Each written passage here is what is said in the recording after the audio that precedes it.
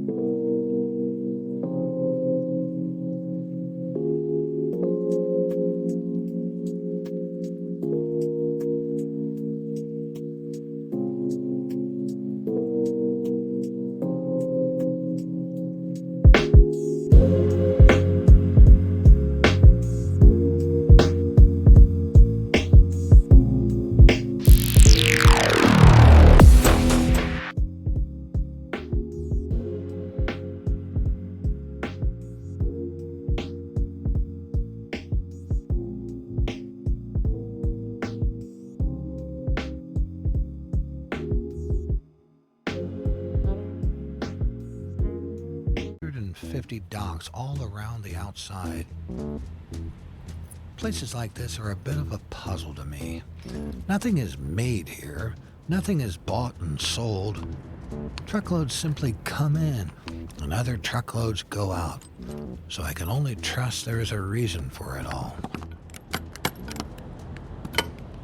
Trucking. In any case, we get our door aside. Well, hello there. Drop our trailer and pull the truck out.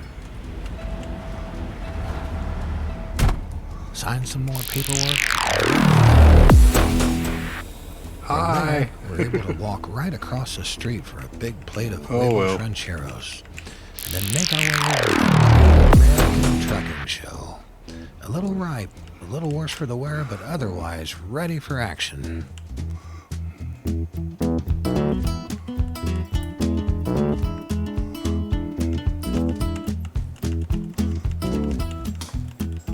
We kind of lingered over this tale longer than we might normally, because I want you to really appreciate what a day's work out on the road entails. For now, at least.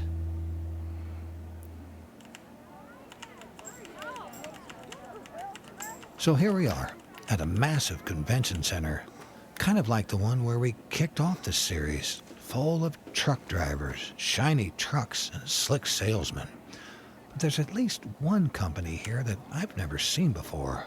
Hi, I am Ethel Ramirez, and I am a safety driver in an autonomous truck. And I love every minute of it. Ethel here works for a company called Starsky Robotics, which actually brought one of their trucks right out on the show floor in Dallas. It's kind of like bringing a Model T to a horse show. Okay, this is our pad. I'll admit, I came over to the Starsky booth expecting to find some slick technopunk who I could really love to hate. And this button will do the lane. But this kind 60-year-old soul from North Georgia had me eating out of her hand. That we boot our computer up back here. Oh, wow, look at that big computer. That's huge. We boot our computer up, and then we start the truck on the road where there's lines, and then we engage it with this. Sit here like this right here. I do not touch that wheel. Wow. Unless it wants to do something out of the ordinary. I do not touch that. Ethel is basically there as a backup, while Starsky works out the bugs in the system. So when the truck's on the road and no one's in it, it will work perfect. Do you basically trust this system? I can fix the background image. I think.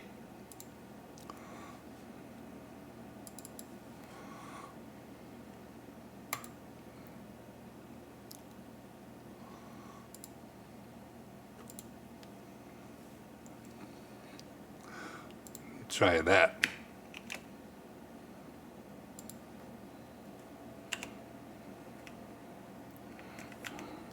Oh, are you comfortable with this automated system that you're using?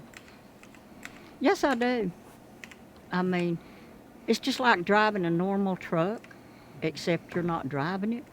I put my hands behind my head, just like I'm relaxing, like just going down the road, and they'll double take, take a double take, and then I'll just put both hands up, wave at them, and smile at them. Driving a truck without touching the wheel? To me, that's like pure cognitive dissonance. I mean, you got to have fun when you're driving truck, If you don't find a way to have a good time out here on the road, then you're not going to make it. Do you sometimes say, I just want the feeling of that? You sometimes just want to feel your hands on that wheel? Well, everybody does. I'm old school. Been driving 22 years. And I'm just honored that I'm even a part of this technology stuff. I knew it was coming, but Jump I the curb. didn't think that I would ever be a part of it. Well, This is the reason Starsky is bothering to show up at a truck show at all, because they do want truckers to be part of all this technology stuff. What they're There we working go. towards is not actually a fully autonomous truck, but more of a hybrid, something they call teleop. So the idea is like doing a teleop is most companies can't get off the highway. We can deliver right to the customer. They do that by driving the truck remotely, like a drone. So as soon as the roads get too tight or confusing for the automated system, someone like Jeff here My name's Jeff Runyons. can simply take over without having to actually be in the truck. I've been a truck driver for 40 years, and I want to try something different. I've done everything else, so I did. Poor Jeff has been stationed in front of the Starsky truck all day, where he has to field non-stop questions from curious, well, sometimes suspicious truck drivers. Think you're the only one? I'm tired, so that's the reason I can't answer. Like, hear my But he's voice. kind enough to show me how the teleop works. This is like a prototype. You know, it's got a racing seat from a PlayStation 3.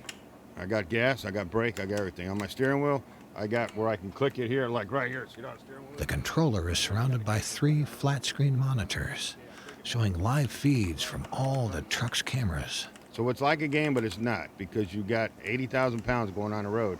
The truck is not a game. This teleop system has allowed Starsky to do what no other company has done. Take a tractor trailer onto a public road with nobody in the truck. Pulling up to the stop sign. That's This is from crazy. a video of that That's test. hard to believe. Back in June of 2019, Jeff was running the teleop, but like I said, no one is in the truck. This truck is in South Florida. I'm in Jacksonville, Florida. Line keeping on now. What I do is I bring it out in the rest area, which is teleop. Came out into traffic, then I turned the truck on and it drove itself all the way down about 9 miles. Right when we're getting to the toll road to get off, I take it over there right when you see the get off ramp. Man, that's unreal. And I'm the worst critic on it, but they make everything better when I tell them. And it's definitely- Jeff is here in Dallas to sell this idea of truck drivers becoming truck controllers, basically turning trucking into a desk job.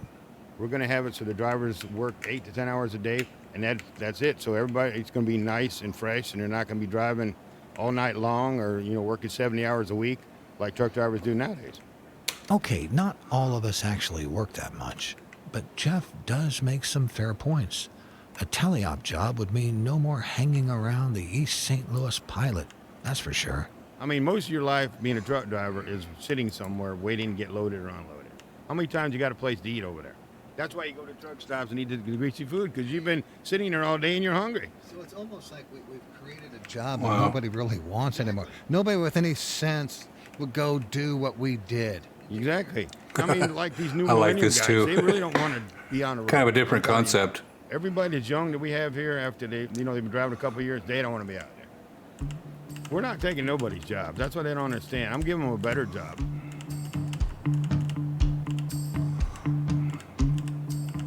As you can imagine, that idea draws mixed responses in this I crowd. don't want to, sit in some room and let a truck drive by itself. Yeah, I'm gonna wait and see mode, yeah. I go crazy. In fact, we meet a family of truckers right there at the Starsky booth that pretty much captures the full range of attitudes. My name's Clifford Ewing. We talk to the dad first. You want my honest opinion? Self-driving truck is one of the biggest Hi. mistakes they ever made. Well, that's one way to look at it. How is That's that? cool. Clifford and his generation had the luxury of simply dismissing this type of technology. Well, in 2.5 years, I'll be out of it. So after that, it can all go straight to hell. But his 2 sons are also truckers. They can fight with it. The older son, Matthew, is 33. I would be bored. He's pretty skeptical about signing up for a teleop job. Seeing the Rocky Mountains on a screen, I can do that anytime I turn to the Nature Channel. I'd much rather see the world in person. But then we talk to his younger brother, Travis, It's Travis Ewing. who sings a pretty different tune. It'd be like playing a video game all day. Get paid to sit in an air-conditioned building and not have to worry about dealing with people. Can't really beat that kind of a job. And this is what I find so interesting about this company. They expose a kind of invisible fault line in our community. Between those of us who see trucking as just another job and those of us who see it as a way of life.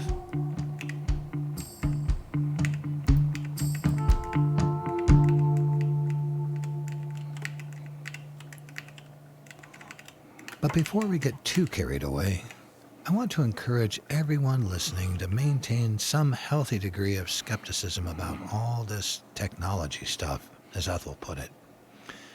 Matter of fact, a few months after this interview, one of Starsky's main investors pulled out just as they were closing another funding round. I like these stories Pretty too. soon, the company laid off all their drivers and effectively closed up shop as a trucking outfit. What's that guy So going in for? this case, the hype was just hype, you could say. Oh, wrong arrow. But there are others Okay. still out there trying to crack the automation nut. And it's just a matter of time before one of these companies gets it right. And then what? What happens to all the truckers who simply want to live life out on the road? It's going to be a hell of an unemployment line, I think. You know, when autonomy takes over and puts us all out of work, you know? As you can probably That's imagine, where I'm... there are a lot of them right here at the Great American Trucking Show. Well, I'd rather just drive around aimlessly in my truck. Let me tell you what it gets you when you give them all you got. All the way back to the Bible story of Cain, there's been that breed of men and women who have wandered, I don't know nothing else. I dread retiring. I'm 66 years old. unable to put down roots or work the land. I don't want to do another job in life. We're going to stay out here every day that God blesses us and lets us do it. We're the searchers, the wayfaring strangers, heirs to that great American tradition of mobility. If you stop, then that's when your life goes away. It's just a style of life.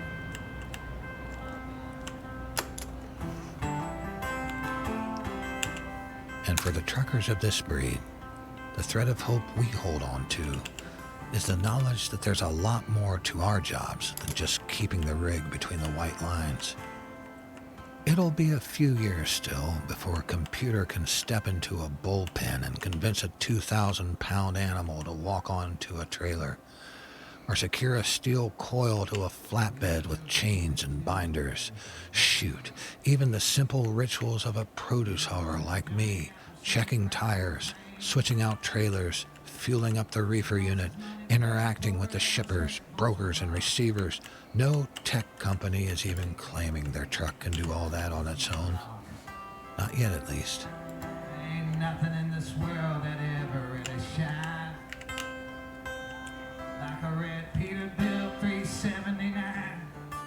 So we grab our gears, we wait, we watch the new promotional videos, and we shove our worries aside the best we can. We put our energy into more pressing concerns like ELDs and freight rates, the hours of service and the lack of parking. And above all else, we just focus on the next load, then the next one, and then the next one.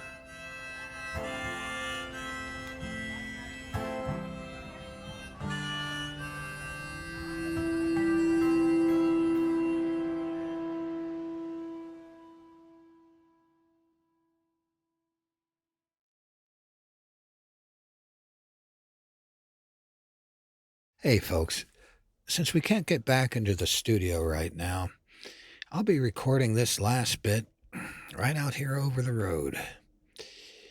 Right now, I'm parked up at Nick's Barbecue in Carlisle, Arkansas, waiting on an order of brisket, turnip greens, and fried okra. Hard to believe, but we've been working on this series for over a year. We first met as a team in early March 2019, and it's May 2020 as I record this. The problem with that is these stories we're telling aren't standing still. They're out there moving and changing with the rest of us. So before we close up shop, I want to share a few updates from the people we interviewed this past year. Let's kick it off with Jared Sidlow, the bull hauler we met out in Nebraska. So you had a thing for trucks Forever. Remember that Jared had recently switched to bull hauling after the ELD mandate went into effect. I guess if my name's on the truck, I'm not going to run one. But the long hours and time away from home were starting to weigh on him and his young family. That's the hardest part. I miss my kids. That was over a year ago now. But just a couple months after that first interview, my producer and I were driving through Kentucky, working on the Nanner Pudding episode, as a matter of fact, when I get this call from Jared. Cool. Good timing. Jared happened to be fueling at the Waddy Kentucky Loves before heading back west. All right, we'll see you in about 5. And we were only a few miles away. You bet. Bye. So we get there, and sure enough, there's that red Peterbilt lined up at the diesel pumps, with the big chrome bumper lowered down to within inches of the pavement. How are you doing? Doing good. It's my wife, Denise. Jared was there on one of his usual cattle runs, taking feeders from Kentucky out to Nebraska. Got 70 head of steers on, going to a feedlot. But then he gave us some news. I got about one more round in me of this, and then pull the plug. Jared the bull hauler is getting out of bull hauling. He found a local tanker gig that'll have him home every night. Yeah, just miss the kids, and it's not fun anymore either, you know? There's too many regulations, and I'm just ready to be done. By then, Jared's truck was topped off, and he did one last check of his cargo to make sure they were all still on their feet. Whoops. My bad. They got a pretty crummy life, so. Then a rainstorm came out of nowhere. I don't know if the audio's right on this or not. I mean, I don't know if my voice is balanced well with the game noise, with the audio of the stories. So much to figure I talked to Jared out. again a few months later, and big surprise, he's been picking up some loads of cattle again on the side. Guess it's like he told us out in Nebraska. You hate it when you're doing it, you miss it when you don't. I wonder if that's what podcasting is like.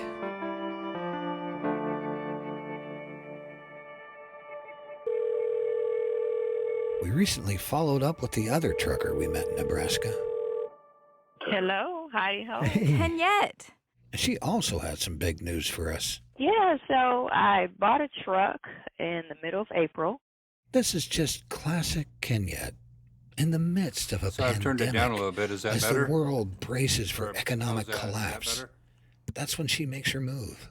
So it's kind of an awkward time, but it's like, it's just now's the time. Quite the contrarian, that Kenyette. And so if I can make it through the boot camp of the now, then anything after that, once Awesome, it thank you. rebounds, should be a whole lot better. Does it feel different to be driving a truck that you own? So I liken a company driver to being like staying at home at your parents' house. They may cook your food, buy the food, pay the utilities, but you don't really get a true sense of living until you get out on your own. And, I may completely fall flat on my face, but you got to spread your wings and fly.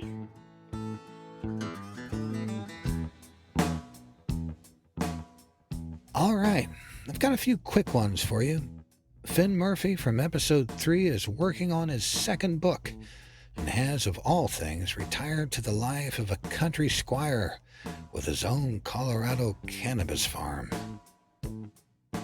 Meanwhile, over on I-75, Genevieve has just released her first album, and Janet, also known as Tammy Wynette, has retired from the Derby City truck stop due to health issues. She now makes beautiful Appalachian quilts.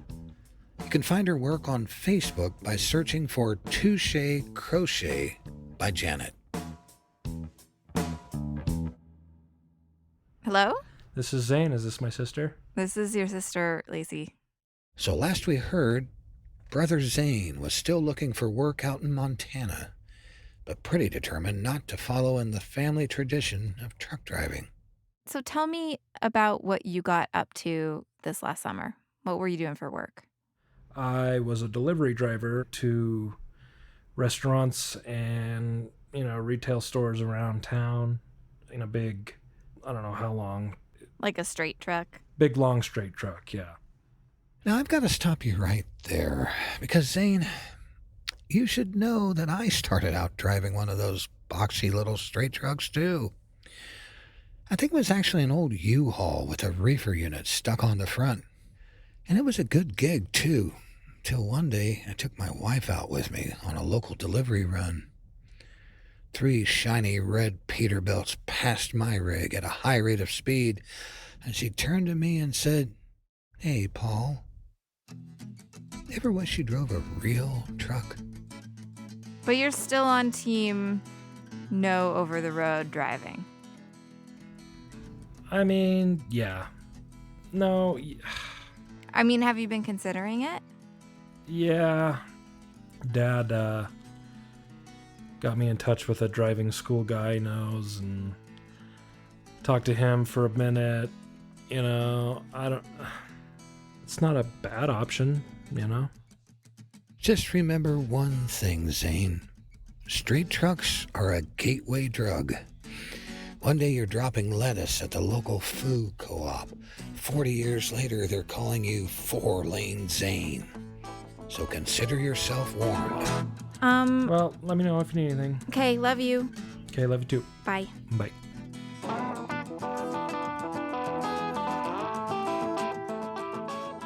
Remember how Binda out in California got into trucking because of a couple misdemeanor DUIs he had? At that time, it seemed like the best way for me to provide for my family, to where I was, bringing in a good amount of money.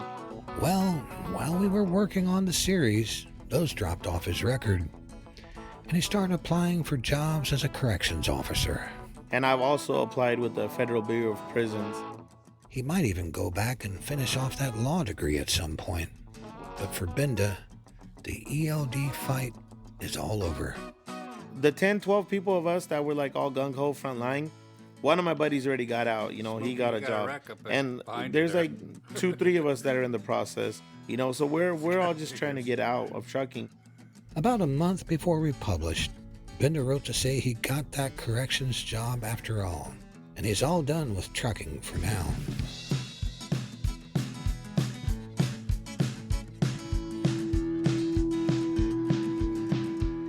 I want to end with Binda's fellow activist and our old friend Mike Landis, because the big update here is also news for all truckers. Okay, I want to thank everyone for that participated here in person. Just ahead of the truck show in Dallas, where we kicked off this episode, the Federal Motor Carrier Safety Administration actually proposed new rules that would give truckers more flexibility with our driving hours. Important stage here. This is not a final rule. So I'll give you my take on it. There's a lot of speculation right now. The details are complicated, but the basic gist is that we would be able to stop and start that 14-hour clock at some point during our workday. It's a lot better than what we have to work with now. Just a few weeks ago, those rules were finally confirmed by the FMCSA, but that doesn't mean Mike is ready to hang it up as an activist. I feel it's a good step in the right direction. They're moving in the right direction, and hopefully we can keep them going in that direction. In fact, you can still spot him sometimes out on the National Mall with his old 99 Peterbilt, talking to passersby about hours of service, ELDs, and the future of trucking. I have to salute the holdouts like Mike, but for most of us, there's no going back to the old ways. As I record this, there are more computers in my truck than there are in my home, and no doubt they're here to stay.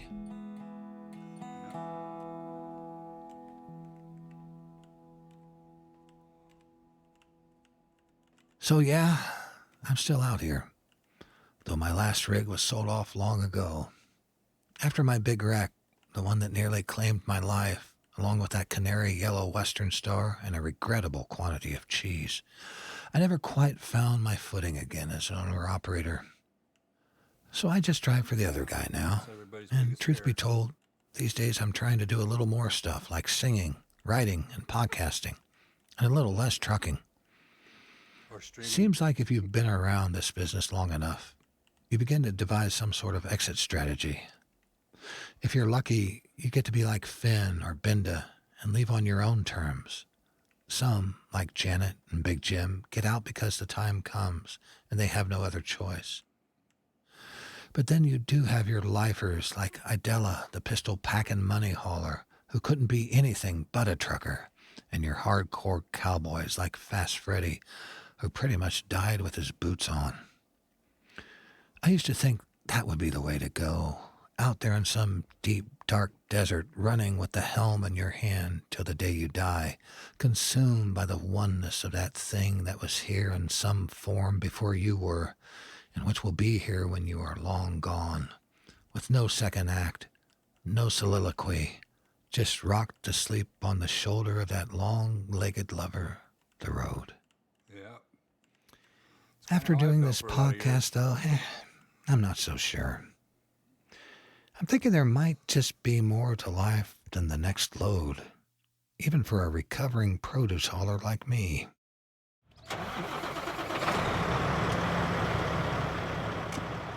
Anyway, this is the kind of stuff you think about when you've got 600 miles of I-20 to cover before sundown. 329, 317. After the Great American Trucking Show is over on Sunday afternoon, Denise and I head up to a dock north of Dallas and reset our reefer to 20 below so we can pick up a load of frozen food. Anything else for me? No, sir. Thank you, sir. Bye. That night we make it as far as Terrell, Texas, to the TA truck stop there, where I find one of my favorite waitresses, Maxie, who's in her 80s now. The next day we cross Louisiana, Mississippi, and a little sliver of Alabama, then head down into the Florida Panhandle. We finally unload in a place called Kissimmee.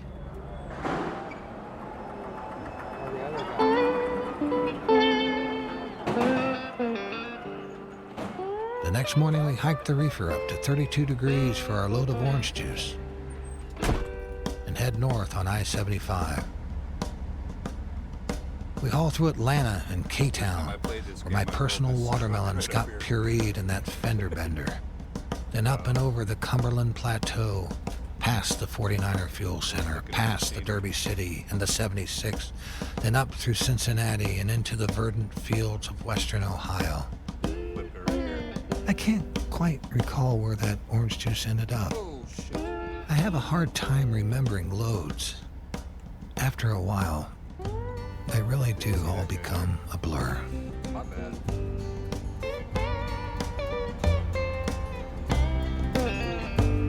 So you work day and night, you learn how to fight till one day you stand on your own. For the strength that you find, you pay dearly in kind in the love that you leave back at home. So I sought for a space for to see the sweet faces of the loved ones I hold dear. And it shames me to say after 2 or 3 days the old highway was all I could hear. Now I'm working over the road, over the road, working over the road, over the road. Some men they die in wool flannel gray, on a white silk tie at the break of each day. And they say to their sons, you will be as I am.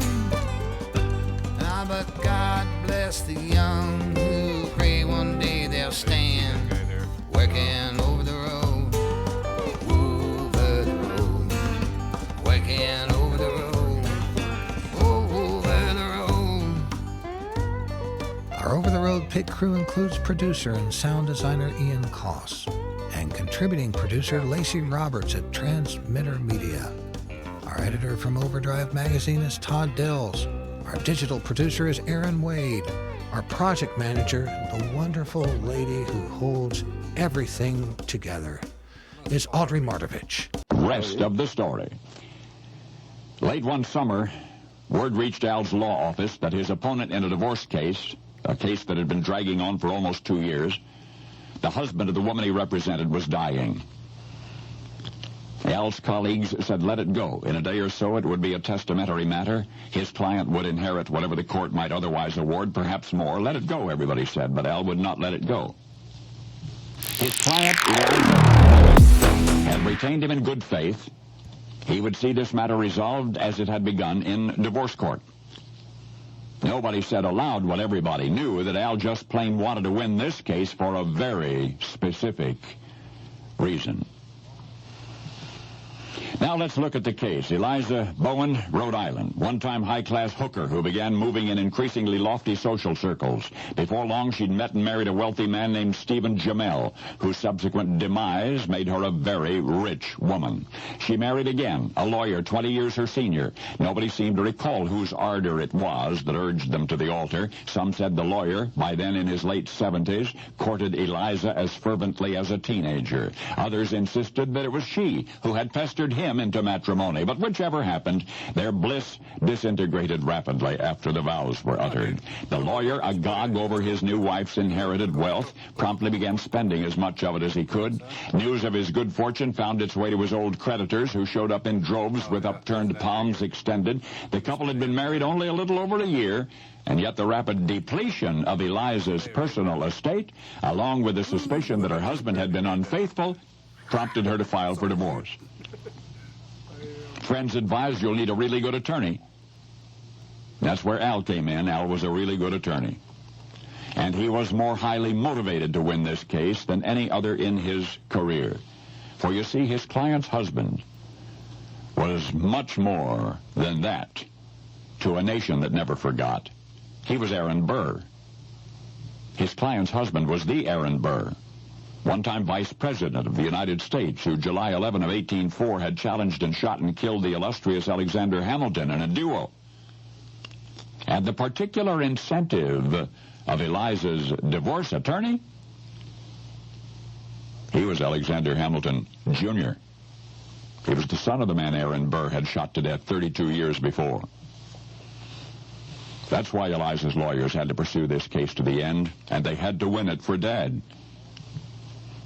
And so on September 14, 1836, after years of trial and judicial deliberation, the divorce decree was entered and became final, and Eliza got it all. Eliza got it all. And just hours later, at 2 p.m. that same day, the notorious Aaron Burr slipped quietly away and was no more. The history books say that once upon a gun battle in New Jersey, Alexander Hamilton fired and missed. But now you've seen how 32 years later, Hamilton's bullet returned from oblivion. And this time it found its mark. Watch me sideswipe somebody. Now you know the rest of the story. The rest. And now, the rest of the story. Abby was at home in Buffalo, New York, when she received the exciting news that she and her husband would be moving into the house of their dreams. And then Abby rushed to meet him, and then unhappily learned the rest of the story. Her husband's dream house was more of a nightmare. Is this thing on? Her husband's dream house had no gas and no plumbing. There was not much you could call a bathtub. The previous residents had been cooking over a kitchen fireplace, and the rest of the place was woefully inadequately heated. Couldn't they simply go back to Buffalo and forget the whole thing, Abby wondered. No, her husband said it was too late for that. Her husband had already committed them to this dismal property, and there they would have to stay. Did I turn that down too low, or is it? He never actually came out and called the move a mistake, far as we know. However, he readily acknowledged that there were indeed difficult times ahead. He began referring to the new homestead as, quote, in fact, let me read you part of a letter that he wrote to a friend, quote, is this thing on? The busy week is nearly ended. I seize the precious moment simply to say that I'm very anxious that you and Mrs. Havens should come and make us a visit this winter. We have one spare room in this temple of inconveniences, neatly fitted up, and just the thing for you and Mrs. H. How about End that? quote. Is that better? The difficulty was that the one spare room was the only room in the house neatly fitted up. The more Abby thought about it, the more upset she became. She remembered having to carry bathing water into her house in the old days.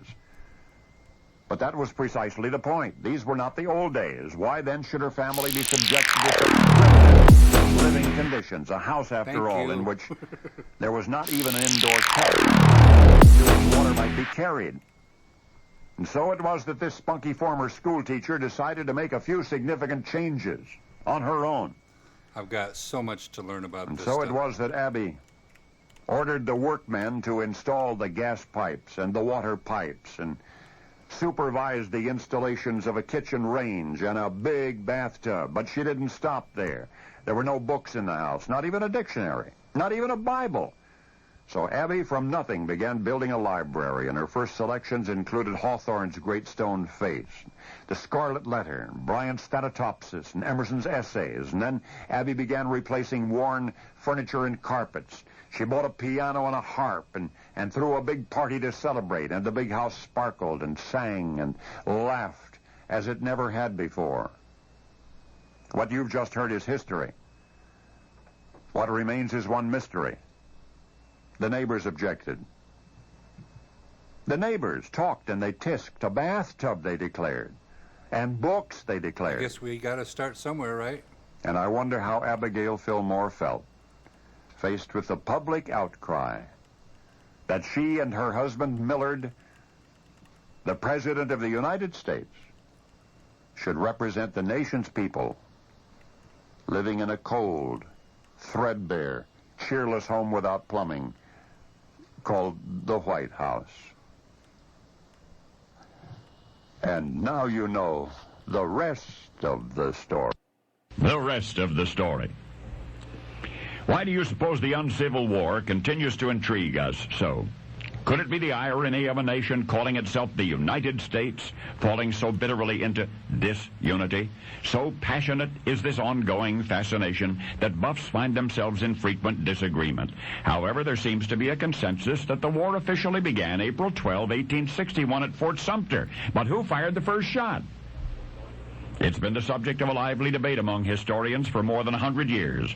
Most of the details regarding the assault on and defense of Fort Sumter were scrupulously recorded, but nobody remembers, that is, with certainty, the identity of the man who pulled the trigger and plunged the nation into its darkest hours. For many years, the distinction was bestowed upon one Edmund Ruffin, a Virginia agriculturalist whose eagerness to have it out with the Yankees was indeed well known. Other names have been mentioned along the way, a lieutenant named Gibbs, a private named Halsey, even a little girl named Frances Pickens. Well, today's authorities say that probably Confederate Lieutenant Henry S. Farley fired the opening shot of the Civil War, but pending the surprise discovery of some definitive document regarding the matter, all we can say for certain is that some Southerners started it. Yakima, Washington. But this is the rest of the story. For all of the uncertainty as to who shot first, there is no question whatsoever concerning who shot back. He was a senior captain of the federal garrison defending Fort Sumter. He was, in fact, second in command, and his name was Abner. And you will recall that the fort was, in fact, still is, located in Charleston Harbor, some distance from shore. The Yankees were in possession of the fort. The Rebs told the Yankees to get out. The Yankees said they would think about it, but they didn't think hard enough to suit the Rebs. At 4:30 a.m. on that fateful Friday, a Confederate artillery shell roared into the black sky from the ironclad battery on Morris Island. Now, Abner was asleep inside Fort Sumter. Abner was sound asleep until that Confederate shell crashed through the masonry and exploded not very far from the captain's head. Well, that rude awakening made Abner very angry. So, abruptly awakened, he managed to gather his wits about him, sought out and found the first Federal cannon within reach. As soon as he got his hands on that cannon, he returned the fire. And there's no doubt about what I've just said.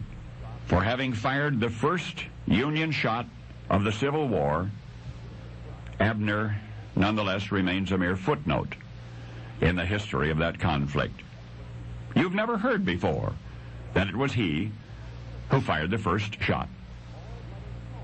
Posterity has all but ignored what Abner did.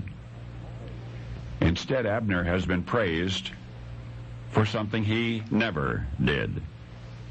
What he did not do was invent baseball. And yet he, Captain Abner Doubleday, in April of 1861, did indeed throw out the season's first Yankee cannonball. Now you know the rest of the story. Now, the rest of the story. There is a place on earth where abortion, terminating a human pregnancy, has always been morally acceptable, medically ethical, religiously inconsequential, and completely legal. And for the next 4 minutes, I'm taking you there. A doctor who lives there reports that more than 1/2 of the human family dies before it's born, that probably 3/4 of that number are the result of abortion by intent. Now, that would be 75% of all babies not carried to term, intentionally aborted. Wow. Another physician insists that a fetus has no volition, no mental or soul life until its lungs are expanded at birth.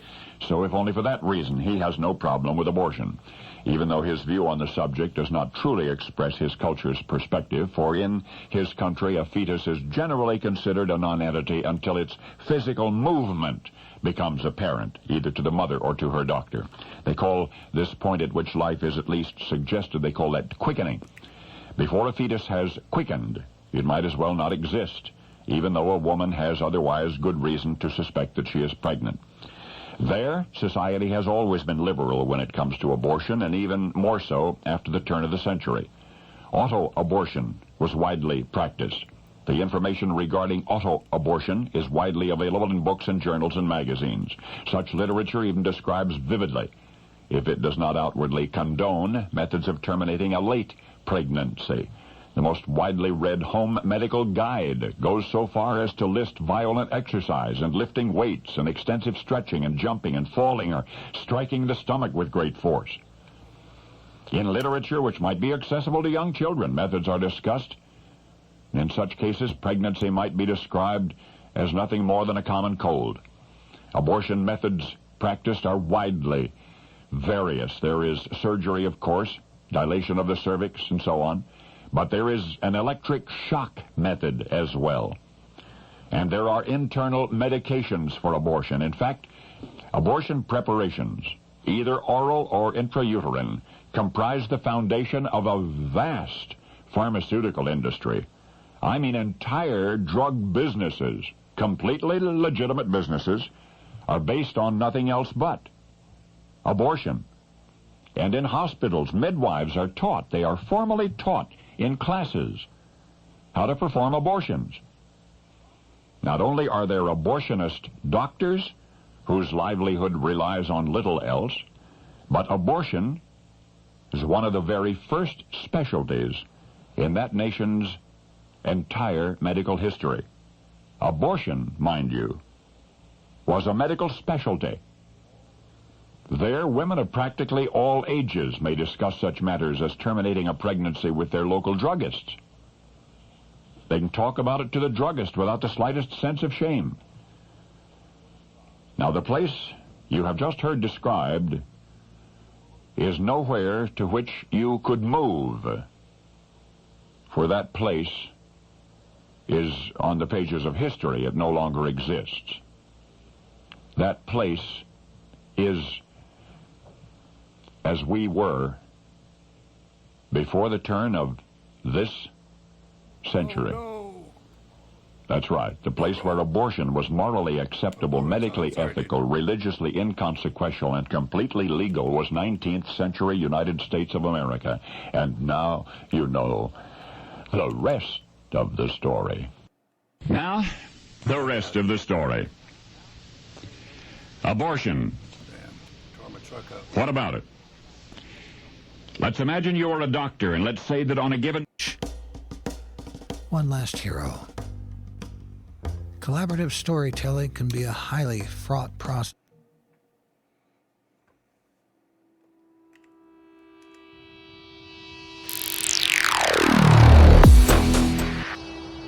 Back probably 10 or 11 years ago, we did a survey on the trucks that go up and down this road. So we know now that We're doing at least 10 to 12,000 trucks a day. So we advertise to let all the new people out here know we're here. You take a right, we're west of the interstate, you'll see a bunch of trucks here. We advertise our fuel price, our food specials. Oh, honey, we've got a full menu and everything's good here. If you just want to take a break, stop in and see us.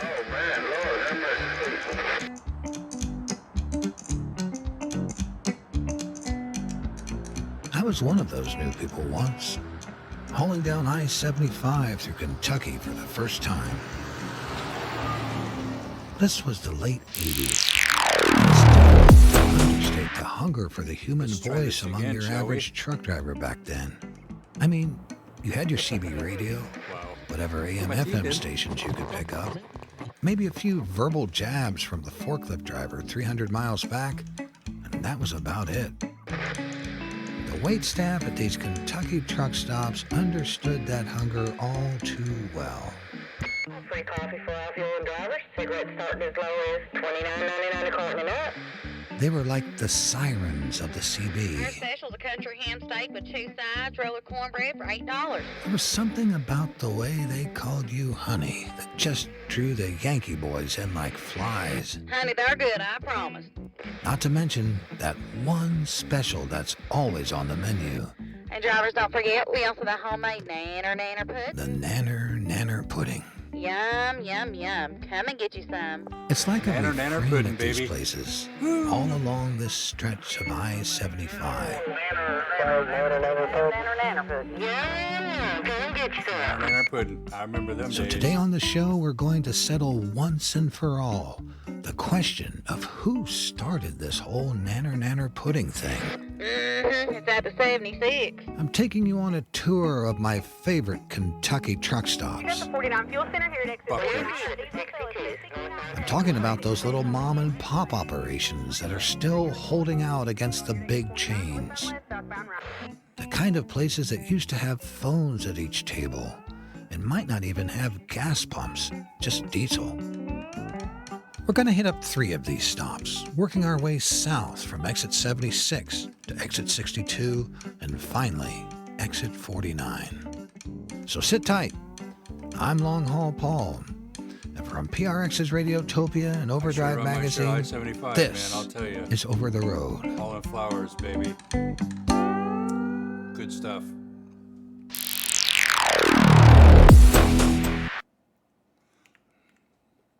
Hey, Over the Road fans, we want to tell you about a podcast that we think you'll love. It's called On Something. It's a look at the surprising ways legal cannabis affects people's lives around the U.S. And it's not just for weed enthusiasts. It explores the truth about CBD, the aftermath of the war on drugs, and whether weed can be grown sustainably. And they just interviewed Willie Nelson, America's favorite pot smoker. Podcast Review calls On Something total pleasure listening, but with a lot of substance. And listeners on Apple Podcasts call it compelling, creative, and fascinating. Listen and subscribe to On Something from Colorado Public Radio and PRX on Apple Podcasts or at onsomething.org. These days, the mom and pop truck stop is a dying breed. Part of the problem is that company drivers like me are actually instructed to fuel up only at one of the big chain stops, like Pilot and Love's. That's because the more fuel our company buys, the more of a discount we get. That puts these independent establishments at a real disadvantage. But even if I can't fuel here anymore, I still like to wheel in when I can. All right. These truck stops remind me of my better days as a trucker. Back when I was still sporting that mullet and a tan. They remind me of when I owned that canary yellow Western Star and diesel was 79 cents a gallon. Maybe it's like seeing an old relative who can bear witness to what you once were before life had its way with you. It was so good to see you, and after I saw, I was like, oh, I know him. That's how it is with Karen Bray, manager of the 76 Fuel Center. I might forget your name, but probably not your face once I see you, so. One of those little accidents of history, the truck stop was originally built in 1976, right here at Exit 76. That was just the name it got because of the exit here. But it's changed a lot since then. The kind of place that just keeps growing under the pressure of pure necessity, with no central planning whatsoever. Back many years ago, this little area that we're sitting here in was a truck wash, and then part of it was a garage. When the owners decided to add on a restaurant, they used what materials they had. This dining room here is actually a trailer from a truck. Namely, the wooden floor and fiberglass sides of an old semi-trailer. And it was just cut out and pulled in and attached to the old truck stop there part there. The restaurant was made onto that, and that's what you see in there now. My old friend Big Jim calls it the Dry Box Cafe. The walls are still lined with E-tracks, those metal strips that we use to secure cargo inside of a trailer. The floors are a hodgepodge of hardwood, linoleum, and painted plywood. Look out. There's a certain bombed-out beauty to it all, repurposed long before repurposing was cool. You know, we've been talking about the whole nanner pudding thing and the whole, the arguments, who had the first nanner pudding. Do you want to weigh in on that, Karen? Well, I'm going to be honest with you. I actually think we did. And here it is, the opening salvo. Miss Jean Cummins built this truck stop in 1976. And that was one of Miss Jean's famous things, is the nanner pudding. And that's all I've known. I've been doing this 30 years. And as long as I ever knew, Miss Jean Cummins Level 29. was the original lady that started that right here at this little truck stop. Well, there you have it. The nanner pudding, you know. And I'm honestly, I do believe that we were the first. Right down I-5. So with our first testimonial in hand, my wife Denise and I decide to sit down for breakfast. Ice cream. Oh man, that was good. I just can't resist that pan-fried Kentucky cornbread. It's a special treat to eat like this out on the road. That's because at a lot of the big truck stops, there's nothing but fast food chains, really. And as often happens at a mom and pop like this, we find ourselves talking with the driver at the next table. I am Kathy Simmons, and I have been trucking for 34 years. And the mom and pops, as we call them, no brand names, no chains, no nothing, and everything are falling by the wayside. And I would rather sit down, be able to take my time, than to go ahead and have fast food, which is what is pushed down my throat all the time. Kathy actually sees a connection here with the issue of electronic logging and hours of service, which we've been talking about since the start of the series. You're screwed. Pardon my French. The constant ticking of the 14-hour clock can make it feel like a waste of time to stop for a meal. You know, we have obesity in trucking. We've always had obesity, but not like what we do now. And part of that is because we're not able to stop, we're not able to go ahead and actually just kind of get out and just take our time, because 14-hour clock, once that sucker starts, there's no stopping it. Kathy has an interesting perspective on all this, because she's actually been around truck stops since she was a kid. I can remember my mom. She used to work at a truck stop as a waitress, and she had her regulars that came in all the time. All the time. And eventually, she became one of those regulars. Like any longtime trucker, she's got her favorite stops. Marlin Truck Stop, Casey Jones Village, the Ranch House, Dixie Truck Stop, Boise Stage Stop. In every corner of the country. Merkel, Texas, Tonopah, Arizona, Ontario, Oregon, Sinclair, Wyoming, going across I-80 in Nebraska, Rapid City, South Dakota. She knows where the food is best. Best country fried steak there was. Best Mexican burritos there was for the best chicken and noodle soup. Where the portions are biggest. Steak was a good 6 to 8 inches on the plate. Pancakes are the size of a 12-inch plate, half-inch thick, 1.5 inches thick pork chop. But she also knows that these places are about more than just food and diesel. Go ahead and get the corner booth. or go ahead and push a couple of tables together, 10, 12 of us at a time, bullshitting, pardon the French again, but that's basically what it is. And that's what was the best about the mom and pops and everything, is because you could do that and they didn't care.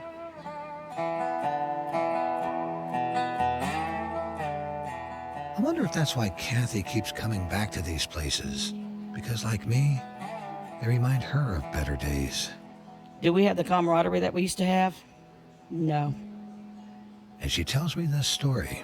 We were running second husband coming back across 54 one night, almost into Clovis, New Mexico. She and her husband Jerry were hauling in a convoy with a couple of reefers when the lead truck hit a cow and went off the road. He had to go to the hospital. His truck was still drivable. I drove our truck. Jerry drove his truck to the truck stop there in Clovis. We took his keys into the truck stop, told them where he was at, and they asked, is it reefer or dry? Reefer. Is the tank full? Yes, it is. We'll keep an eye out on it. We'll check on it. That's what we did. That's what you do. You know, it's a loner job in a way, but also too, you can meet people out here on the road. You can talk to them. You may never see them again. And then again, 5, 10 years down the road, you may run into them again at a truck stop. You may not remember the name, but you'll remember the face. And you'll go, you know, hey, how you doing? We're a family. That doesn't usually happen at a Subway. No, it does not. So yeah, but where I'm at today, when I'm over here on 75, this is where I usually go ahead and stop. But if they're still here in another 10, 15 years, we'll be blessed. If not, the only way anybody will remember it is the stories that are told.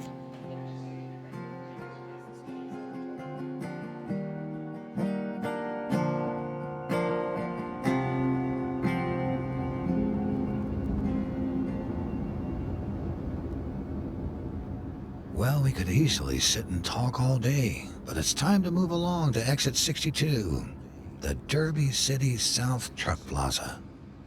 I usually stop at Derby City when I'm headed south. That's because there's a hard uphill pull when you get back on the interstate going northbound, but there's a nice downhill slope going south. That's the way Denise and I are headed, so I fire up the CB to see what they're serving. How about that Derby City? You got a copy on me down there, little mama? Hello, come on, mate. I should really explain here that when one talks on the CB radio, it's important to speak like you're from 2 states south of where you're actually from. This here's Derby City? That's right.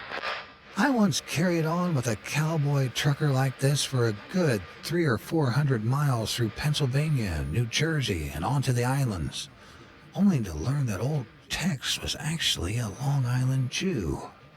Me, I was just a Papist boy whose folks hailed from Chicago. Here's the thing, though. Say you go down to Kentucky and talk on the CB like some dull Midwesterner. Nobody will ever answer you. But if you sound a little bit like old Carl, who just got released from the nervous hospital, well, you can make friends pretty quick. Now, what's y'all's daily special? Wow, this is Derby City Environmental tanker truck. You don't want what I got, come on. Oh, you got that hazardous waste? No dirty landfill water, come on. Well, now, that won't do. Now, I was trying to get a hold of little mama over there at the Derby City. I guess this radio ain't getting out. I know they got them biscuits and mustard.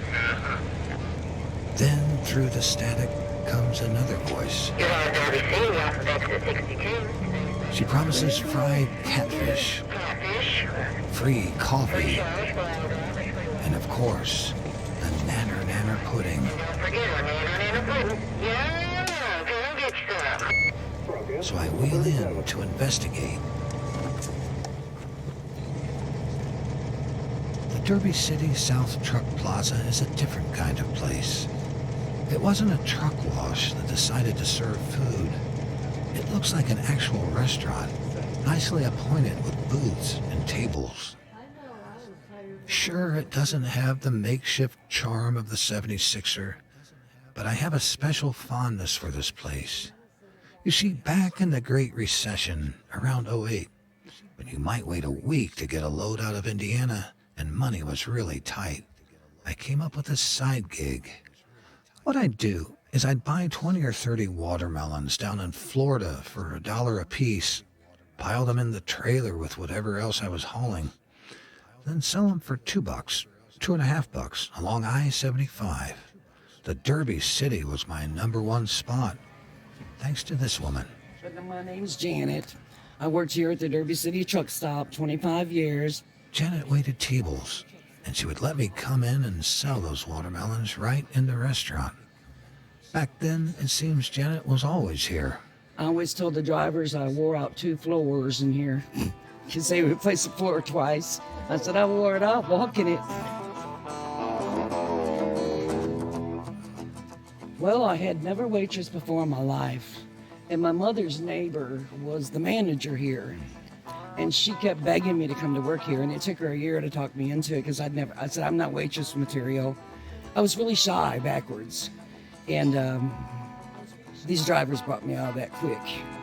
Some of them called me the mud flap girl, the girl on the mud flaps. When I was younger, they said I was built like her, and that's what they would call me. And I would say, y'all hush.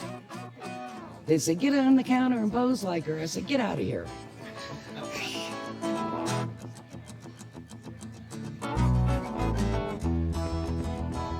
Actually first met Janet because a fellow driver I knew was just crazy about her. I call him Jake.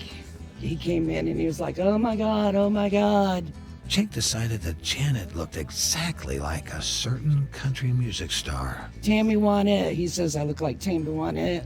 So he called her Tammy, and it kind of caught on. A lot of the customers, they would also call me Tammy. And this one guy, he really thought that was my name. This is a type of nonsense that truck stop waitresses put up with all the time. But Janet had a special way of handling herself with such drivers. Actually, my first day on the fuel desk, I sold a record amount of fuel. And you know what really done it?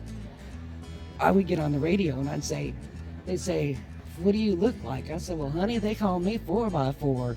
I'd say, I'm 4 foot tall, 4 foot wide, and 400 pounds. And this driver came in and said, she's lying to y'all. I said, no, you tarp your load with a pair of my bloomers like that, you know. And he said, guys, she's lying. She's about 5'10", 125 pounds, and she's gorgeous. Well, the rest of the day, that kept on and on and on, and they were just pouring in here buying fuel because of that. Yeah, she flat went CB viral there for a while. I've probably heard every pickup line you could ever imagine. This driver come in and kept aggravating wanting my phone number, so I just made up a number and gave it to him. And he came back a couple weeks later. He said, that wasn't the right number. I said, what do you mean that wasn't the right number? He said, that was a nursing home. I said, hell, that's where I live. I said, they let me come to work so I could pay my rent. But it was just a joke, you know. And he just died laughing. There's several times when they came really aggravating, I would give them the sheriff's department phone number. But I was always real quick with the comeback, you know. Drivers would always tell them, don't mess with her, man. You can't get nothing over on her.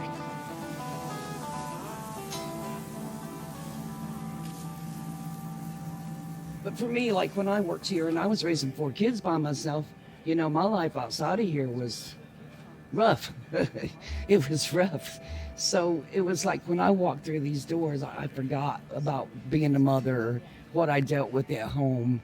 And it was like a getaway for me, actually. It became a getaway because I cut up and carried on with the drivers so much and enjoyed my job so much. But then when I walked out the door, I was back to being mom again, you know? This job really helped me. It really did. That's why I was here the 25 years. The person that said she couldn't be a waitress, wasn't waitress material, became to love it.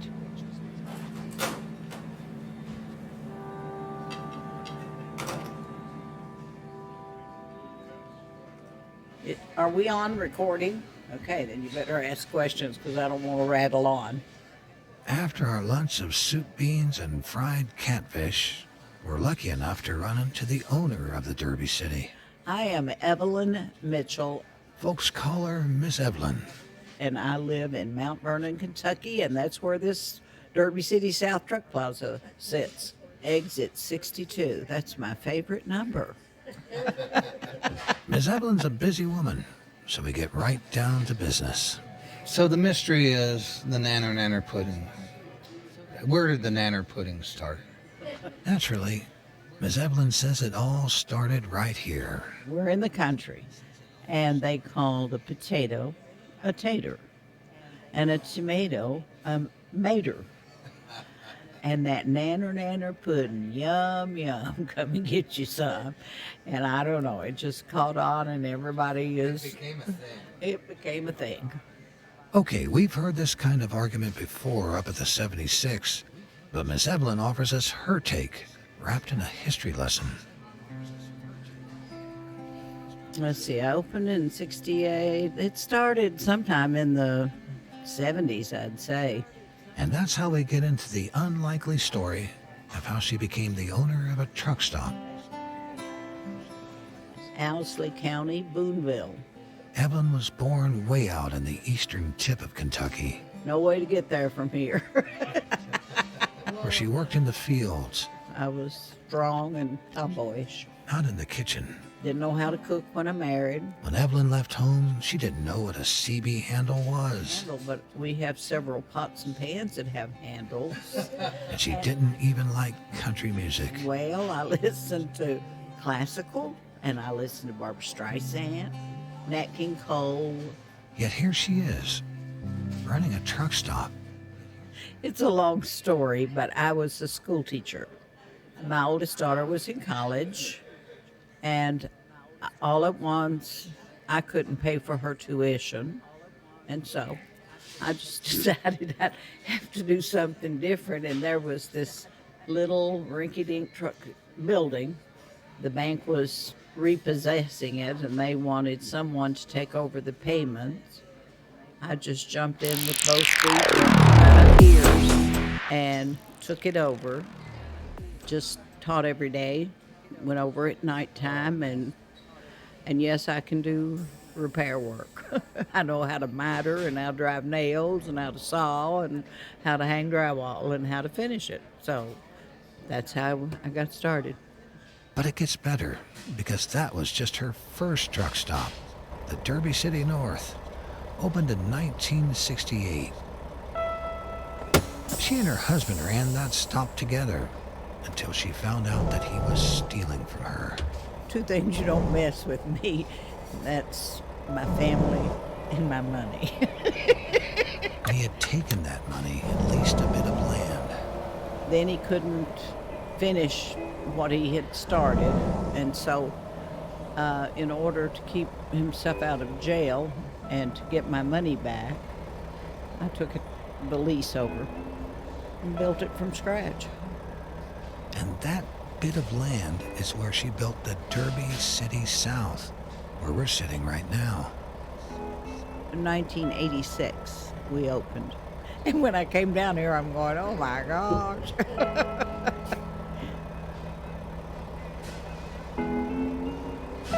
So just to recap, Ms. Evelyn has been in the truck stop game since she opened her first business in 1968.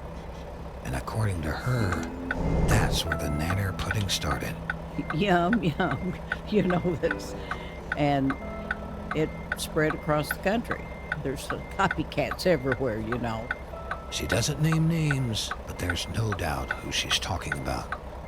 Our neighbor down there, they picked up our saying and copied it. Could she be talking about the 49er Fuel Center just down the road? That's the third of my favorite Kentucky truck stops. After the break, we head there for answers. And I'll introduce you to my favorite singing waitress in all of Appalachia. You do know the story behind the nanner pudding, don't you? No, I don't know the story.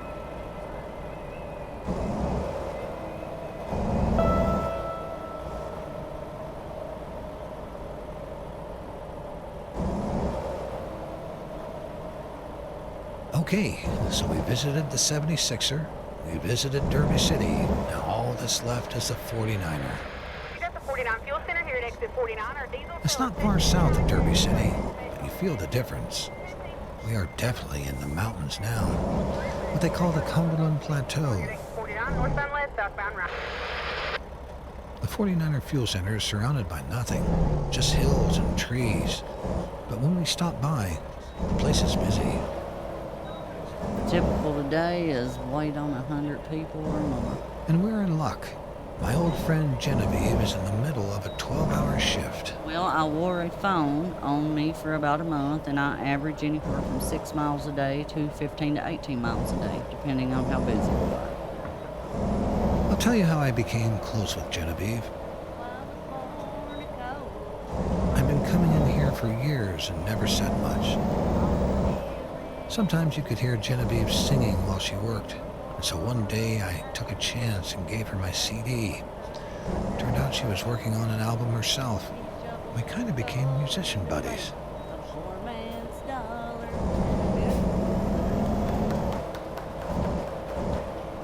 The clientele here is mixed today. Some four-wheelers stopping in for gas, a retired couple in their RV, and more than a few truck drivers. I'm everybody's psychiatrist. I'm everybody's nurse. I'm everybody's bring your food. I'm a lot of things to a lot of drivers. But when she has a spare minute, Genevieve gives us her take on the nanner pudding. 76 is saying it started up there. 62 saying it started with them. Do you have an opinion on that? My opinion is it started right here at the 49. They've called it nanner pudding for many, many, many years. And like Miss Evelyn, Genevieve has a theory. But I think they've just all three copied it because at one time the owner here was over all the other two as well. Turns out that the owner of the 49er used to own the other fuel stops. Not the restaurants, but just the fuel business. That fuel company, called Spur Oil, is the one connection between all these stops. It all came from Spur Oil. The plot thickens. I believe I'd like some nanner pudding. I figure it's time to get a taste of what this whole controversy is all about. We got to get your first reaction to the banana pudding. And just when I think we've gotten to the bottom of this thing, Genevieve throws in another curveball. It's awfully good nanner pudding. I call it banana pudding. Because they call it nanner pudding. And you do know the story behind the nanner pudding. No, I don't know the story. It's a social story, so I really don't want to comment on it. That's what nanner pudding is. It's the guys coming in to get the female. That's what the nanner pudding is. I always thought that there was that undertone. Yeah. I say banana. Sure enough, that very day we had heard it for ourselves out on the road. then exit left. Well, honey, we're just banana pudding. You have a good day, honey. That's the truth. No truth, nothing but the truth. You found the bottom of it. We had some of that out there.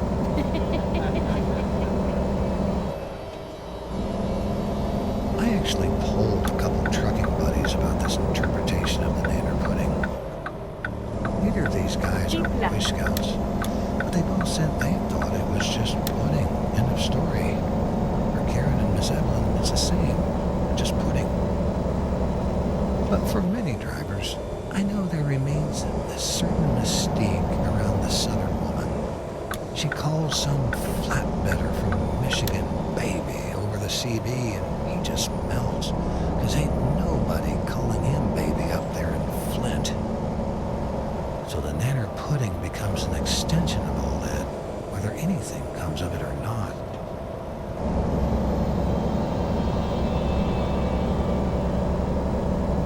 Keep right, and then turn right. There's still one more twist in this nanner pudding thing, but before we get there, I want to share a little more of Genevieve's story. She gets us down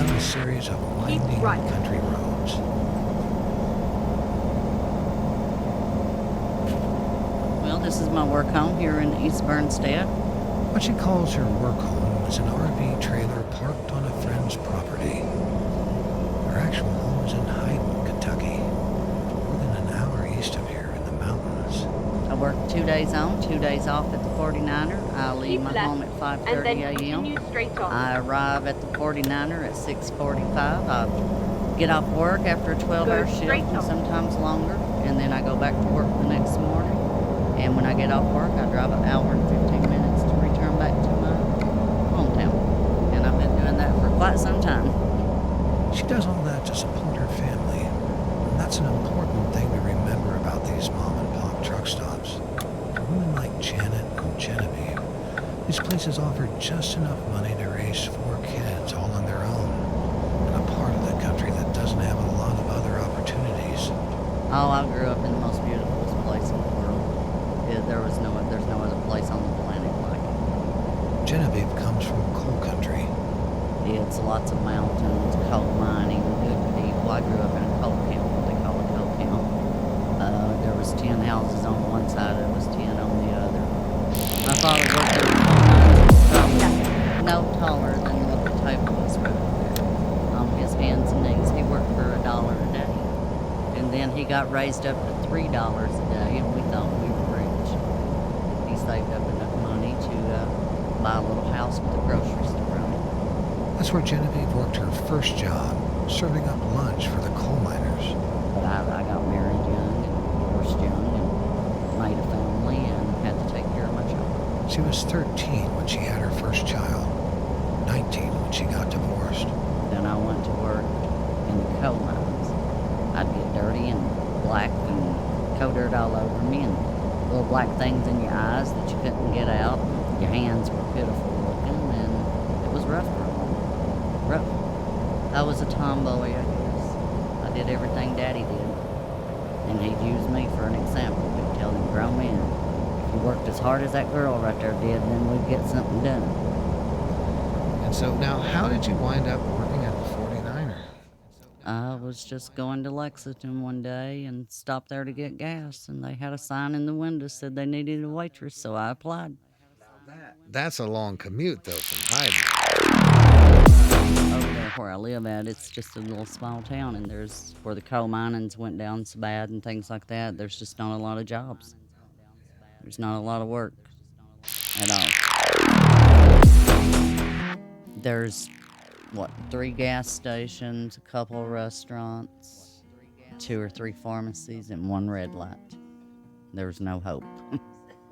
There's no hope of landing a job there. And God knows if I ever made it successful in life, I'm going to figure out how to get jobs to those people. Yes, I would. That would be my number 1 goal, is to take out a few mountains and put an interstate in. Because if you don't have your interstate, you can't get the goods to the people to make things successful in your community.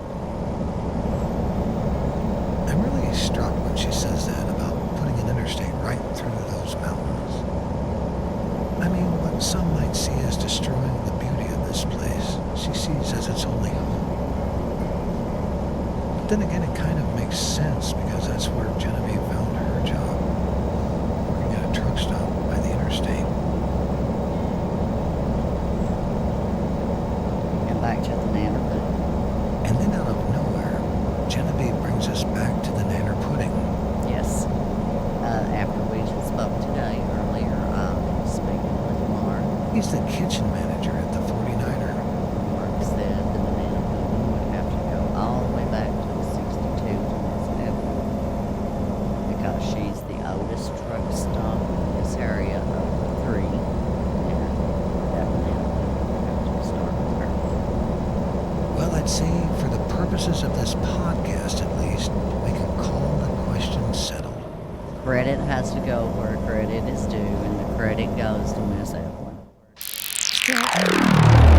Those die-hard holdouts who will never be swayed on this subject, no matter the evidence. A buddy of mine says it started up there in Kentucky. There's an old saying in trucking, and this is the kind of thing you see printed on coffee mugs and keychains. is like wrestling a pig in the mud. Sooner or later, you realize the pig just likes it. So out here, I'm afraid the nanner pudding feud will never truly be settled.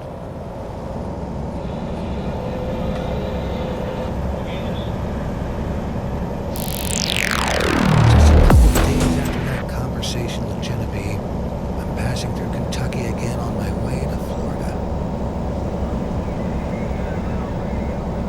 As long as these 3 truck stops are hanging on, it's always a tough call which one I should stop at for dinner. But on this night, I pull off at exit 49. Part of the draw here is that this truck stop is located smack dab in the middle of the Daniel Boone National Forest. And there's a walking trail right behind the restaurant. Once, when I didn't know Genevieve well, I told her I was going to hike that mountain behind the stop. She said, "Mountain? Finding a new route. You mean that driveway?" There was no way I could live down being a Hoosier flatlander after that. To Genevieve, this is no mountain. A ridge, maybe, but not a mountain.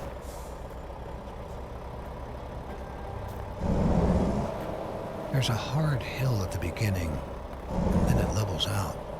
Deep in the forest, you can't hear the interstate anymore, and the trees get very thick.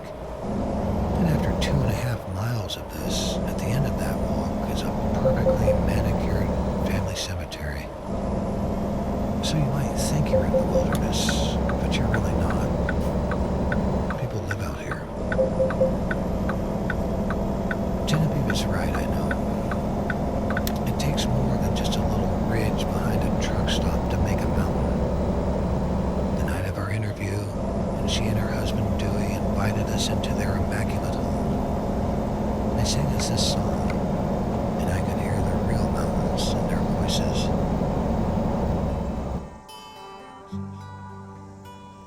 Lonely Heart Road is the road Daddy lives on.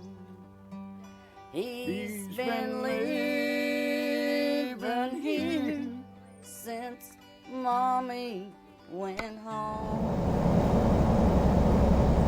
He's sure besets her alone. Her memories all he's gone. Lonely Heart Road is the road Daddy lives on. When you work over the road, you consign yourself to a life of relational brevity. All these people you meet, Genevieve, Janet, Karen, people who should just be passing acquaintances, they become endeared to you. Just knowing they'll still be there becomes a personal treasure, something you look forward to in an otherwise throwaway world. You come to admire them, the people and the truck stops, for their fierce resilience. There's parochial pride in claiming, yes, I knew Janet back when she was CB viral, luring in the freight haulers like so many flies. There's real satisfaction in recounting the days when Karen and her late husband Abner, up at the 76, used to grill That'll out work better. the fuel Now you can island, hear me. feeding drivers like me and Right? not even charging a dime. No.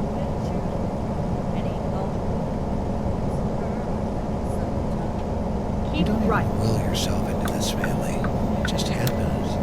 Just like how Kathy and I started talking over our meal at the 76. And sometimes when those relationships are lost, when the truck stop closes, when those people are gone to you forever, as if into the ether, there's a kind of death. For itinerants like me, it can be a cause for mourning. Here on Lonely Heart Road. It's Lonely Heart Road is the road Daddy lives on. He's been living here since my mommy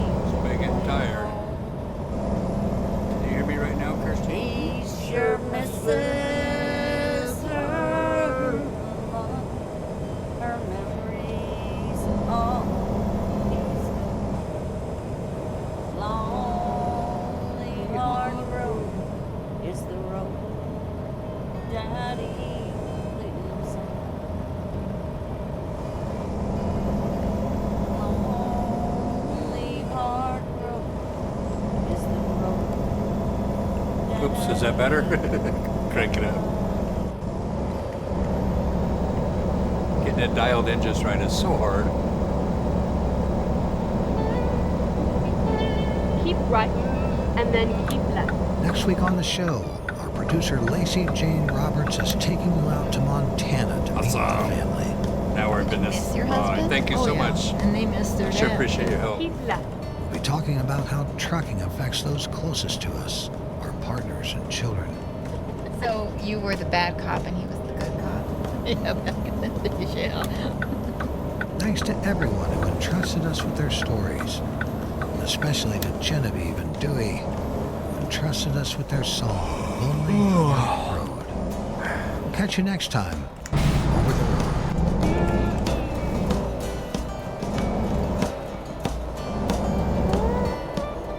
Our Over the Road pit crew includes producer and sound designer Ian Koss and contributing producer Lacey Roberts at Transmitter Media. Our editor from Overdrive Magazine is Todd Dills. Our digital producer is Aaron Wade. Our project manager is Audrey Mardovich. And our executive producer for Radiotopia is Julie Shapiro. I'm Long Haul Paul. All the music on the show is by Ian Koss and myself, featuring performances by Travis the Snake Man Womack, Terry Two Socks Richardson, Tisha Mingo, Jim Whitehead, Jan Grant Gollett, the late great Roger Clark, and Mr.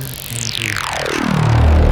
Additional engineering by The audio Donna the Gollett same or is it down in different? Muscle Shoals, Alabama. You're not just right on. It looks familiar. Special That's thanks cool. for this episode goes to my lovely wife Denise, who rode along with us in Kentucky. That looks like my motorhome right there. Recorded this episode. For some reason, when it's just me out here, to be honest, it's tough to get anyone to open up. But when Denise is with me, everyone wants to talk.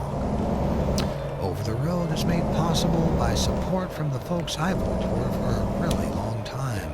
Moeller Trucking, now celebrating over 30 years of safe and reliable transportation for the food industry. For more information, check out MoellerTrucking.com.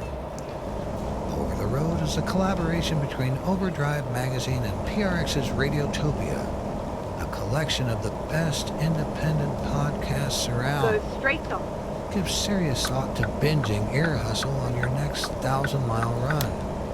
The show began as a collaboration between an actual San Quentin inmate named Erlon Woods and visual artist Nigel Poor about what life is really like behind bars.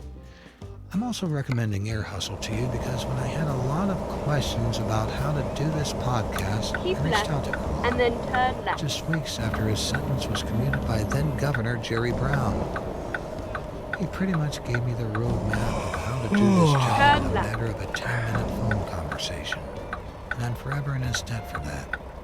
Seriously, find out more about the whole network That's awesome. at radiotopia.fm. It's like each screen you Look gotta for Overdrive save it, Magazine at set the audio settings. overdriveonline.com. It's kind where of you can wild. read Todd's Channel Hey, 19 Mexican blog, restaurant, tacos. hear the Let's see Overdrive taco. Radio podcast, Somebody say taco? and explore news, business, and lifestyle reporting about trucking.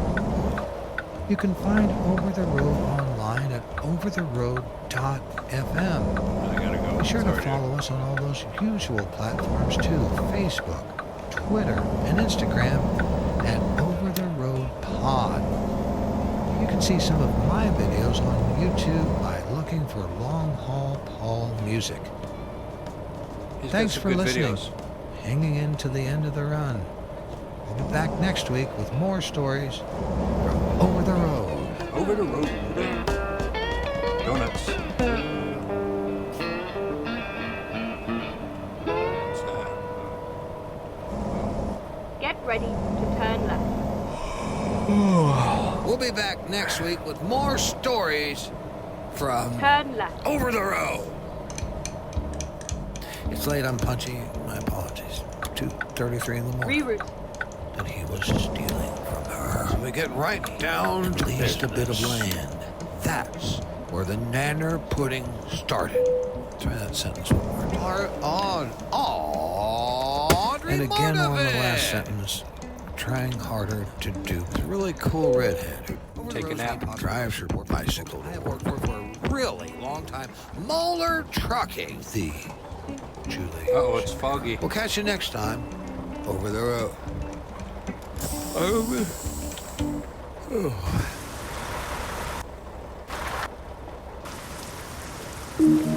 Radio tours. From PRX.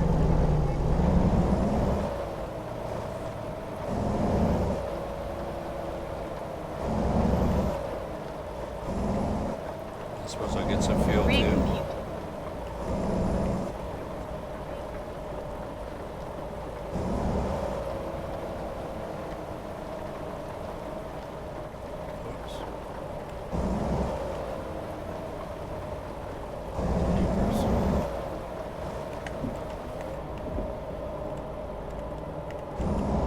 Time for some go-go juice.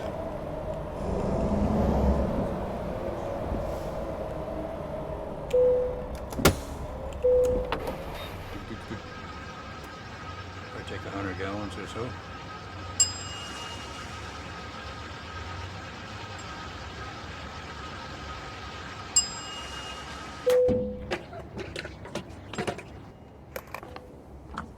Hey, Over the Road fans, we want to tell you about a podcast that we think you'll love. It's called On Something. It's a look at the surprising ways legal cannabis affects people's lives around the U.S. And it's not just for weed enthusiasts. It explores the truth about CBD, the aftermath of the war on drugs, and whether weed can be grown sustainably. And they just interviewed Willie Nelson, America's favorite pot smoker. Podcast Review calls On Something total pleasure listening, but with a lot of substance. And listeners on Apple Podcasts call it compelling, creative, and fascinating. Listen and subscribe to On Something from Colorado Public Radio and PRX on Apple Podcasts or at onsomething.org. Foggy. It's Todd Dills from Overdrive Magazine, back with another Channel 19 It's my special. one stack Mac with window in the back. Peterbilt 379. Worth 7900 Freightliner FLD. 2013 International. Get ready to turn left. One Part stack of the Mac with driver's the window in the job is back. to know the inside and out. 13 speed. 62 Turn left. sleeper. 7900. 55 horse engine with 3,642,686 don't work. miles. When it's raining, the brakes are So today softer. we'll be taking questions about So engines, crazy. gears, It's almost like brakes, real life is lights, ridiculous. and all else you might want to know about the truck itself. Over the years, I've been known to mostly ride and drive in a Peterbilt. Our guide today is Ingrid Brown, Hello. hailing from the Blue Ridge Mountains of North Carolina. Right on the sheet line. You're right. I've been a driver and an owner-operator and now company driver for 40 plus years. Kennewick. Okay, let's get into it. Interstate 82. Hi, this is Elizabeth from San Antonio, Texas. I have a lot of questions about trucking. The first, I guess, is how many gears do you have? I drive a manual transmission myself, and I remember when I learned that someone told me that trucks have like 18 gears, and I want to know if that's true. Like, Ingrid? Yes, it is true. I have 18 gears. It's called an 18 speed. And you have a low range, and you have a high range. So picture a typical manual shifter in a car, 3 times as long with almost twice as many gear positions. And on top of that, you've got a selector switch called a splitter that allows you to move between the low range and the high range.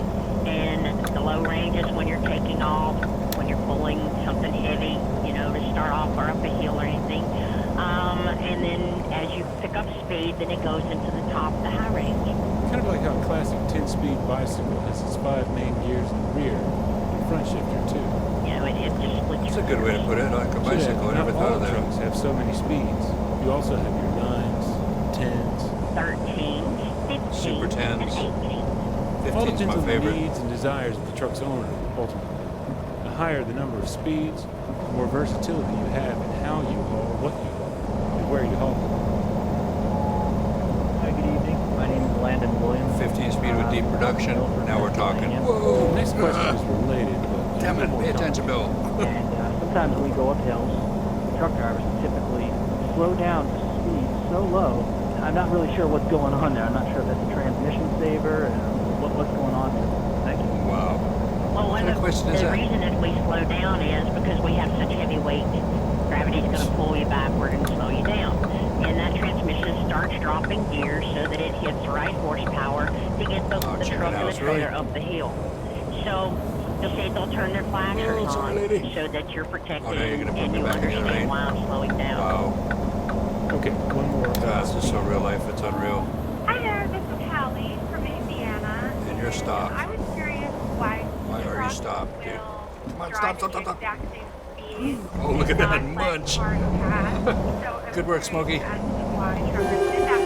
Oh, it's a plane crash. Well, Oh, shit. first off, trucks are governed. That could be bad. Not all, but a lot of trucks and large company trucks are governed. Meaning the top speed is actually limited by the truck. First time I've seen that happen. Over 62, 65, Seen it in real life a couple 67, times. 68.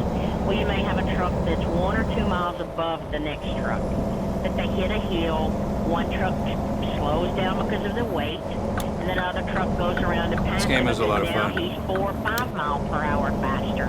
They get clear of the hill, and they're back down to just 1 or 2 mile an hour.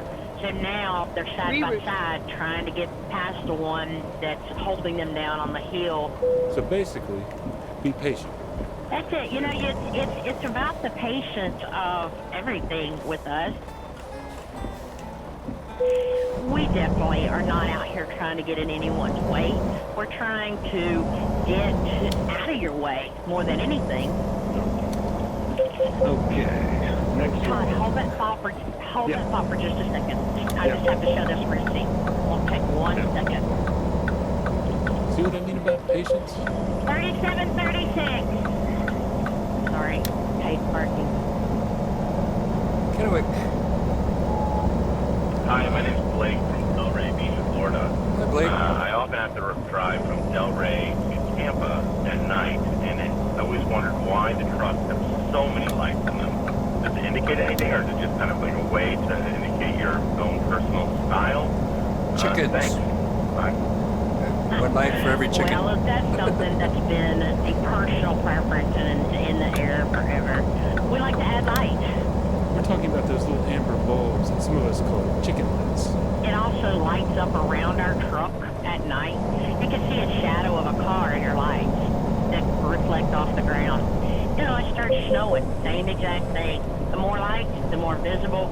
The more visible, the more you're able and you're out of harm's way for us to maneuver. That's right. Okay, moving on. Hi, my name is Trip. Look at the fog. North Carolina. I love this next one. Every now and again on here, the tracking trailer. It's a keyboard and mouse I'm playing on. Roar, and I think They've got the steering wheels with the shifters and everything else on them, but like so, $300. What is that kind of loud farting sound? That's crazy. Thanks. Oh, in the trucking world, we call that a jake brake, like Jake, a jake brake, and it is known as an engine brake. And what it does is it literally uses the pressure through the motor, and it slows the engine down, and it's actually an extra braking mechanism for tractors and trailers. No Jake on a trailer, Bursts young of lady. compressed gas and releases from the cylinders can be very loud in some trucks. I don't know, That's that straight pipes. farting sound Trip was talking about. Well, that roaring sound, we kind of think it sounds pretty neat, and that's part of the diesel in your blood, the odd thing. And again, it also is a fantastic warning sign for people. So if you hear that sound, focus close on the road ahead because a rig with much better visibility than you is putting on the brakes. Yeah, late at night when I'm running on the back roads, you know, pop that Jake off and it my name is kind of clears the Glenn. moose out ahead of you because they can hear you coming. A lot of people don't realize that. Last question for you. But then if you see them in the road and you blow the air horn, they freak out and their legs go up underneath them and they fall on the road right in front of you. And you run them over and tear your truck up. It's all Well, bad. I'm a guilty party of It's all not bad. turning Miss Faith off. Miss Faith would be the name of Inger's last Peterbilt. You know, trucks, one thing, especially in the winter, their fuel can chill in the tanks. Once that fuel chills up, you're not going to get it cranked up because it's just like jelly. Come on, driver. Let's go. For Let's put it summer, in. Gas pedals on the right. Let's go. again, air conditioning's a must in a whole lot of the country through the summer months. Really, dude? Often enough, Really? though, the idling sound you hear at a Come truck stop on. may not be the primary engine at all. It's a much smaller engine, a generator, basically. My God. Just big enough to provide Freaking heat, rookie. Really? AC, electricity. Really, Now dude? in this truck, I have what's called an S. Oh, now you're gonna go? Really? Ingrid's got an even smaller. God, if that ain't real just life. for heat. Dude, I will This hit little you. motor that pulls fuel out of the Nice tank, hat. but it's quiet. And it Jesus. just From blows Jersey. warm air through. Truth is, plenty drivers want to avoid life. They're finding ways to do it. Some Yeah, that's pretty real life too. On your next road trip, keep an eye out for the trucks with solar panels on them. They're out there. Pendleton. Thanks for all the You questions guys know where that and is. answers we received for this one, and a special shout to Ingrid for taking us through it all. Stay safe out there, and yeah. Thank you. Talk to you later. Bye, Todd. Stop by and Channel get me a 19 blanket. Special is a feature of Over the Road from Radio Tokyo, Drive Magazine. It's produced by Ian Coss and myself, Todd Dills, with support from Lacey Roberts. I don't know if it's better just to watch the game or if it's to put my camera in there. Thanks for I the don't feedback know. we got for this Hard to say. episode. I like them Drivers both. whose voices you heard at the top. Taylor Barker. I think it Cody looks Blanchard, gross. Mike Mustang Puffing on a Crawford, vape Jason Miller. with the camera going. So when I want to puff on the vape, I turn around and turn the camera off. I don't know if that's the way to do it or not. I'm sure everybody figures that out. I've seen other guys on stream with their vapes, and it's just unbecoming. It doesn't look right. I don't know. Keep right, and then exit right. Oh shit, I gotta exit. From PRX. Exit right. Hey everyone.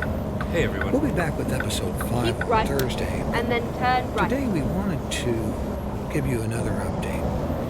Turn Last right. time we checked in, we were telling you about some of the hardship that truckers were going through out here on the road. See, so But you apply today the we brakes want on to tell you something, about some of the just good like in real things life, that they are warm going up on. and dry My name off, is Stephanie Holt, and they actually and I'm stop. the owner of It's Lucky real Steer.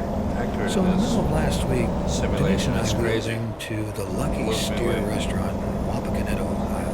Wapak. It's a family Wapak restaurant. 76, I remember that place. brick building. My dad started with this company when he was 15 years old, when it was They used to have a wheel, so when the driver went into full service at Wapakoneta, Ohio, you go in the full service area and there'd be a spinning wheel. You'd spin the wheel to see what you won your prize. Sometimes it was a steak dinner. Sometimes it was a $5 gift certificate. Sometimes it was $20 for the video poker. Sometimes it was a thermos. And it was always so expensive. Our company banned us from going there after a while because we were just going in there for the prizes to spin. We didn't even need fuel a lot of times. A bunch of us got in trouble for that. Good times. pain, and it came down to just one was left, This particular unit was the last one standing. and he purchased that. When he was ready to retire, I took over and bought the restaurant from him. So it's been a staple in this community. I mean, we've been here since 65. It was 66, I think, the building was built. We decided to stop because we seen Neil a post Armstrong from a was trucker born in we knew Wapakoneta, Ohio. was touting this steakhouse. The fact that they were letting trucks come in. I know we've had at least We're the 5 first on the men on lot the at moon. one time. We're hesitant. We don't really want to go in because there's signs that say carry out only. I sort of half opened the door and looked in there, and a lady came up and met us. I had my money out, was getting ready to give it to her, and she goes, "No, it's free." It's So a free. few days later, I called the restaurant and talked to the owner. So Stephanie, I was just blown away that you wouldn't take my money the other day. What's up with that? Well, when this all started, one of the big problems we were going to have is we knew we were going to have to throw out a lot of food if we didn't eat it quickly. And my general manager had called me and said, I hear that the truckers are having a really hard time eating on the road. And is there anything that we could do for them? And I said, you know what? We're going to offer them 40% off. So we decided to do that, and only the very first trucker paid, and from that point on, we have gotten so many donations from across the U.S. that everyone after that has been completely and totally free. Wow. Yeah, That's cool. we were just overwhelmed Stepping up. with people calling in saying, I want to donate, I want to donate, I want to donate. A local firefighter company has donated pies. Right down to yesterday, our local Girl Scout troop dropped off a whole box of, I don't know how many different boxes of Girl Scout cookies to give to the truckers for free. Sure. Now, we try to carry our own food, and we have means of preparing it if we need to. But after about 5 days of that, boy, that ribeye sure tasted good. Because, Well, I'm so glad. And when this thing went viral, what was that like? Because it did go viral for you on social media. It did.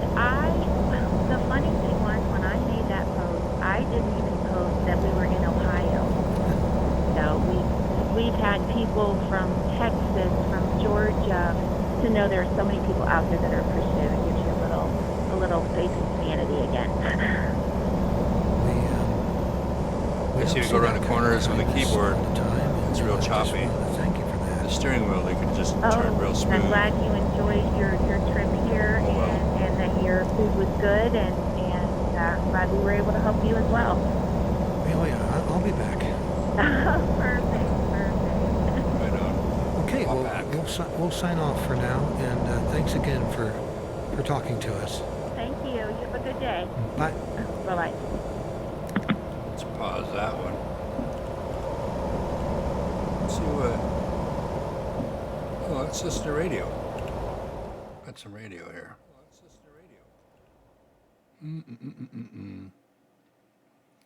What was the one I wanted? 2020.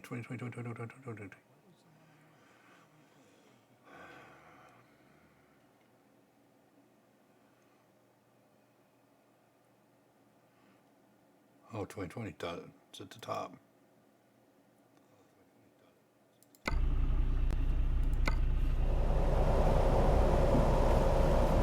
That's all fucking bent shit. That's terrible. That's terrible.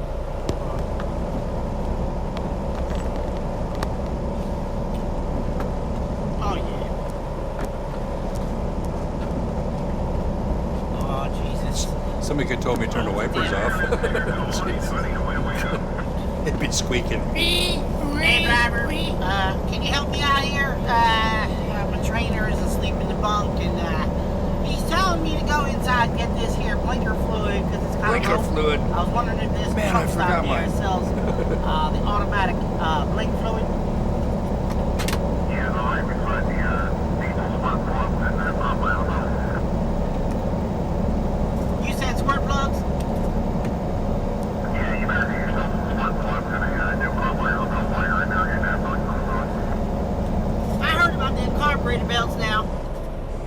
Carburetor belts. No, just go in there and see those plugs. Don't put you right to them. Are they easy to install? Oh, yeah. 15 minutes, you're done. Yeah, my damn trainer, he be sleeping all the damn time. He just told me to hold the steering wheel. I ain't learning shit out here. That's what they all say. Big color. Stagecoach. Whoa, wait a minute now. I'm over here at this truck stop. I need to get me some blinker fluid. That's really what I need. I don't need the damn carburetor belts. Wake up! I need you!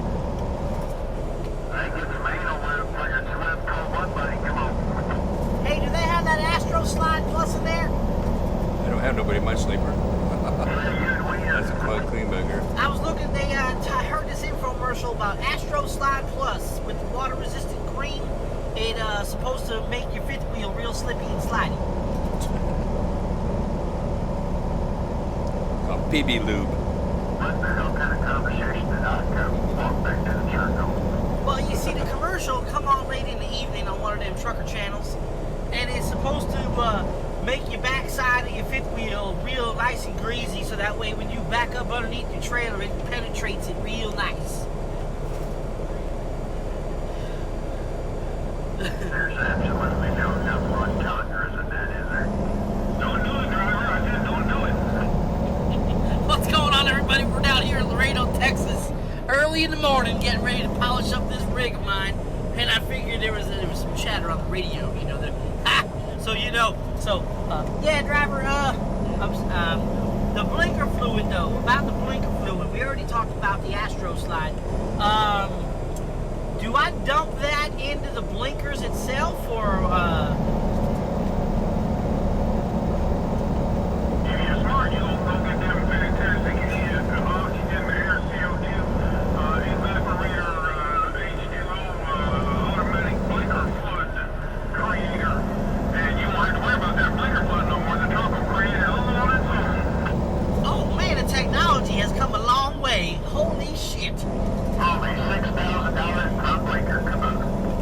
That's a little pricey. See, I'm just learning how to drive. My trainer's in the bunk sleeping, and they told me I could make up to $40,000 this year, so you know. Yeah, you can tell them somebody's got one of them automatic blinker fluid creators. Grass growing in the road. They said the stuff was easy to install, you know, because my dang old blinkers aren't blinking. Well, you gotta burn some of it off.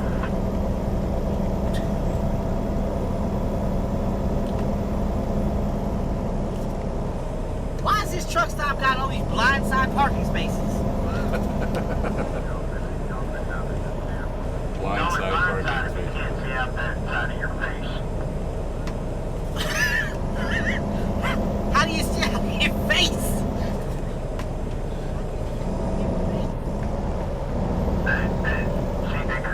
When they created human or whatever, you know, they put two eyeballs in. You say that speaking in past tense, as if you are not human. Ain't nobody human anymore. 10-4 of that right there, driver. You know how the damn world is these days. Damn fucking people acting all crazy like a bunch of aliens. Turn left. Do multiple voices for them. Easy now on the alien bird. We are way down south. Come on. Down here, there, driver, they don't have the aliens. They got that, what's that, cucarachas or whatever they call them. Oh, down here, those white people. Cucarachas. But, you know, one of the aliens here down here. Coming through, coming through. Hang on to you. You still here in America, you know, and you don't speak Spanish down here. You know, they be talking behind your back, and you know, you can't understand a daggone word they say, you know. Wake up, dude. Let's go. Shit, but I really don't care because I can't understand it anyway. Not all of it. Only for Keith Dos Espanol. Took a shortcut there. That's about it. Get ready to turn right. Okay.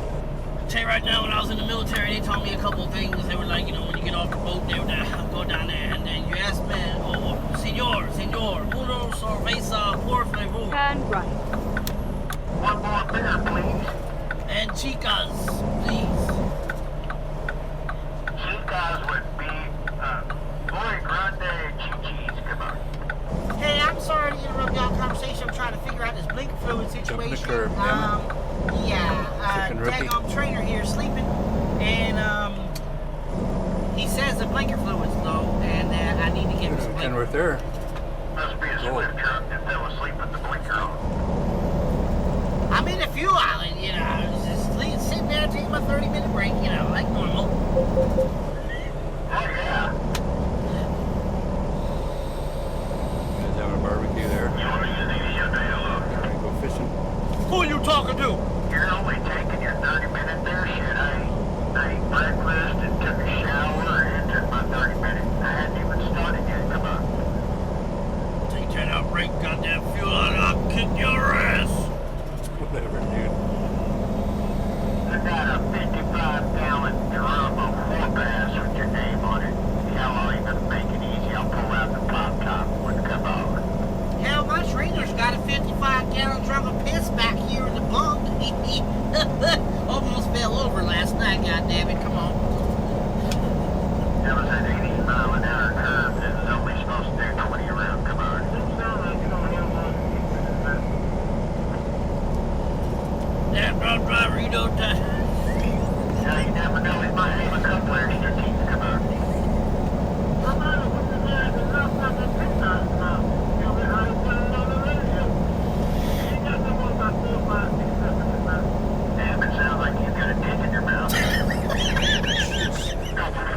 so rude.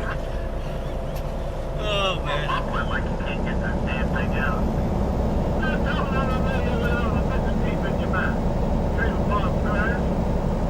Hey, man, we got it going down on no racial shit now.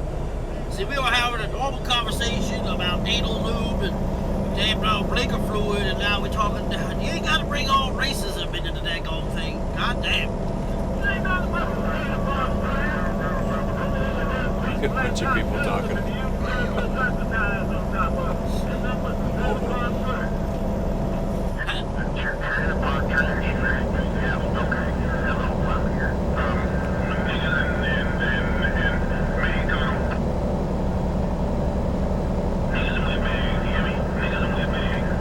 Excuse me, driver. I'm down here at truck stop trying to get.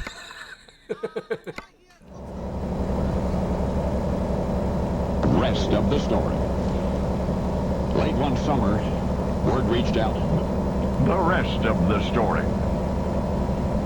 Winter arrived on schedule to stand watch over the dying year, and with it fear invaded Danville, Kentucky. It started as a rumor among household servants, the nearest thing to telegraph in 1809, mutterings that a murderer was at large, a devil it was said, and in no time the entire town was engulfed in dread. By Christmas morning of all mornings, it was learned that the villain was holed up in a certain house on a certain street. His name was Ephraim McDowell. He had poor Mrs. Crawford trapped in there and would surely kill her given half a chance. So it happened in cacophonous counterpoint to the pealing of church bells that a mob gathered and marched to the scene. But would they be in time? Across the street from the house now? What to do? Shoot their way in? And Mrs. Crawford might be first to die. Stealthy reconnaissance revealed worse news still. McDowell had accomplices, 2 at least. One was even now restraining Mrs. Crawford, holding her down. And as the report reached the ears of the assembled, a scream was heard, a scream from inside the house.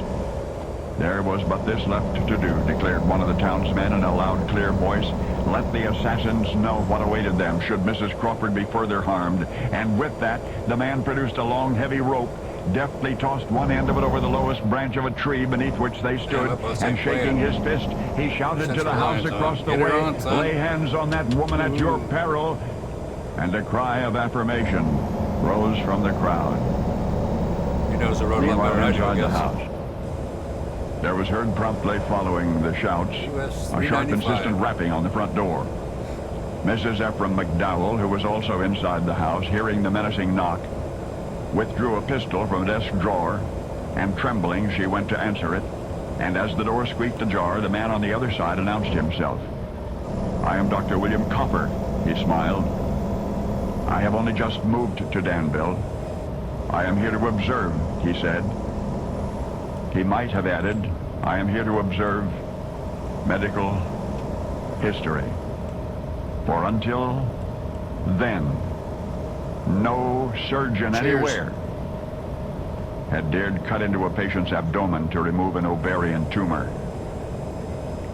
But that day, Christmas Day, 1809, Dr. Ephraim McDowell did. The cystic mass weighing more than 20 pounds was as never before successfully excised, and the 47-year-old patient, Mrs. Jane Todd Crawford, whose condition 2 other doctors had pronounced hopeless, fatal, she fully recovered. So the devil doctor of Danville, as he had been called, was not hanged that anxious morning, and the era of abdominal surgery was born. How nonchalantly accustomed we have become to that which once mobilized a lynch mob, to a potentially life-saving procedure which was once decried even from pulpits far and wide. But the enlightened day many dreaded dawned anyway. That is the rest of the story. And now, the rest of the story. When Abibi Bikila was a boy growing up in Ethiopia, his parents often sent him out to catch a pheasant for the family dinner table. Abibi knew no way to catch those birds other than to chase them. The pheasants were faster than he, but they did not have his stamina, and so each time after a very long chase, the bird would drop from sheer exhaustion, and Habibi would bring it home. Habibi Bikila eventually outgrew chasing pheasants, but he never lost his love Hey, for I'm running. almost to my spot. He joined the army and became one of Emperor Haile Selassie's prestigious palace guards. And yet every once in a while in his free time, Habibi would cut loose and simply, swiftly, joyously run. Habibi was 27 when he went to an athletic coach and announced, "I wish to run next year in the Olympics." The coach asked to see him in action. Habibi was, well, he was not impressive. He did not hold his head properly, his arms flew all over, his balance was bad, and yet he possessed that incredible stamina from his pheasant chasing days, and his pulse barely faster after a long workout than it had been before. So the coach said he'd do what he could do, and he would train Habibi for the Olympic marathon. And that brings us to the rest of the story. In the 1960 Summer Olympics Games in Rome, the course for the marathon would be rich in history, steeped in ancient lore. The race was to begin at Capitol Hill, Campidoglio, magnificent square dominated by the statue of Emperor Marcus Aurelius. From there, the runners would pass the old Roman Forum, eventually down a narrow, pine-lined avenue built 300 years before the birth of Christ. Habibi Bikila arrived in Rome virtually unnoticed. He'd never run a marathon in his life. Spindly, apparently unpowerful, ludicrous contender, and yet he had qualified for entry. He would run the storied 26-plus miles, though probably dead last. No one thought Habibi Bikila had the slightest chance to win except he. And the race began. After 5,000 meters, the Ethiopian was trailing the pack. It seemed those who had scoffed at his participation would be proved correct. 1,000 meters later, Habibi made his move. At 10,000 meters, he was running third behind a British and a Moroccan runner. At 15,000 meters, the Englishman had pulled into the lead, but after 5,000 meters more, as the leaders turned right onto Riccardo Ulinari, the Englishman fell back. The runners reached the Appian Way, the Moroccan shoulder to shoulder with Habibi Bikila. The ancient avenue sparkled with anachronism that evening. The ruins of tombs and villas thousands of years old, interrupted by temporary steel towers and power lines and television lights and cameras and action. Within sight of the Arch of Constantine, Habibi captured the lead, and he never let go. And a crowd of thousands, stunned, cheering, watched a 28-year-old Ethiopian soldier cross the finish line after 2 hours and 15 minutes and 15.2 seconds. It was the fastest marathon ever run. The experts and their skeptical opinions had been vanquished. The entire world of athletics was rocked back on its heels. For the boy who got his endurance chasing pheasants, the runner nobody had given a chance, had shattered all of the records ever set theretofore and since, over more than 26 grueling miles, and running the only way he knew how, on bare feet. And now you know the rest of the story. And now, the rest of the story. I hate Abby coughing was into at the home mic, in too. Buffalo, New York, when she received the exciting news that she and her husband would be moving into the house of their dreams. And then Abby rushed I don't to want to meet go to him, Redding, California. and then unhappily learned the rest of the story. Her husband's dream house was more of a What my nightmare. drivers are doing. Check these guys out. Her husband's dream house had no gas and no plumbing. There was not much you could call a bathtub. And cooking over a kitchen fireplace. And the rest of the place was woefully inadequately heated. Couldn't they simply go back to Buffalo and forget the whole thing, Abby wondered. So this is Joseph. He's got a nice Kenworth.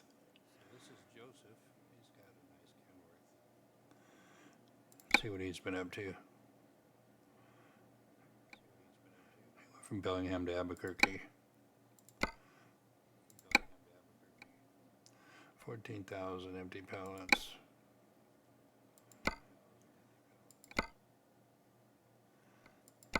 These are all my drivers.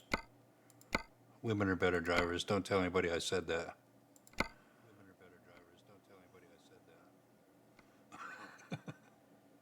473 grand. Holy cow. I could buy a new truck. What kind of truck should we get? That's the question. We get a Mack or an International? Volvo? Those are kind of cool.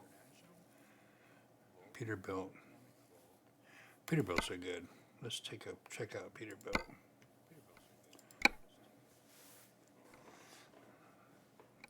Look at that bad boy.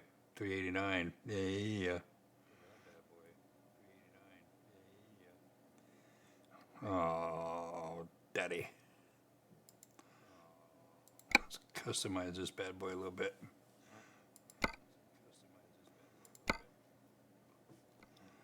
Six by 4. Yep. What kind of motor should we get? 6 1/4 cat. C15. Yeah, that's a bad boy right there.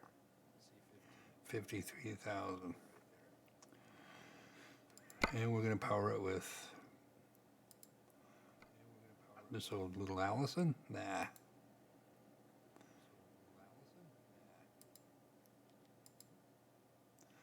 Damn heavy cargo and hills off the charts. Look at that.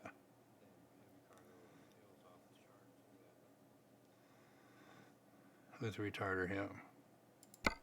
Custom interior, of course. Should we paint it? What should we paint it? Jet fighters on it?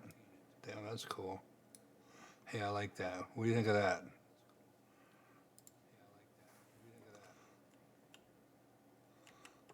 Wow. That's pretty.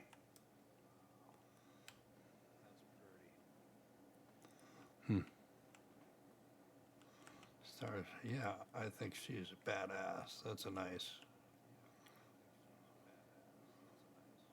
truck. Okay. I'm gonna have a headache, Rack.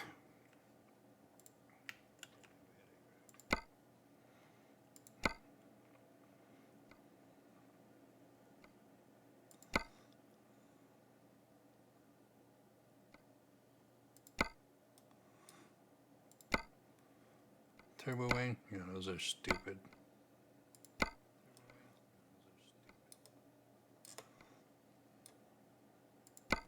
Don't need that.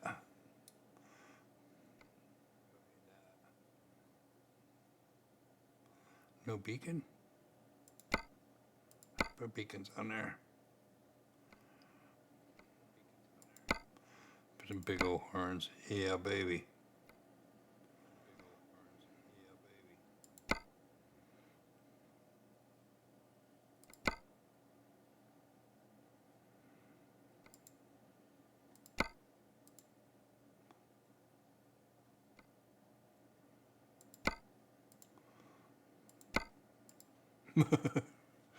Now we're loaded with horns.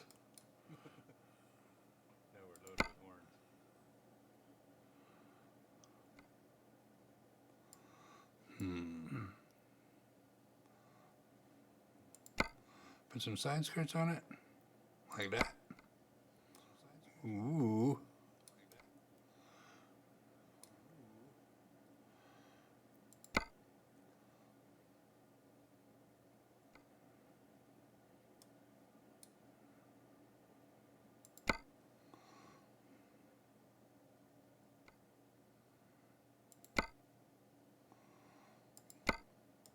There we go.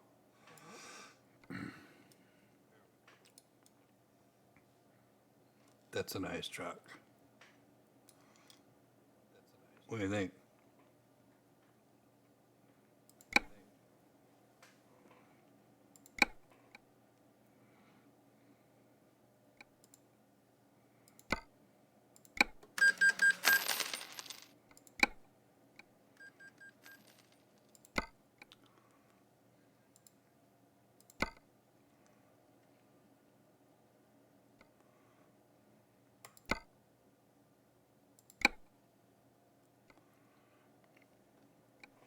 All right.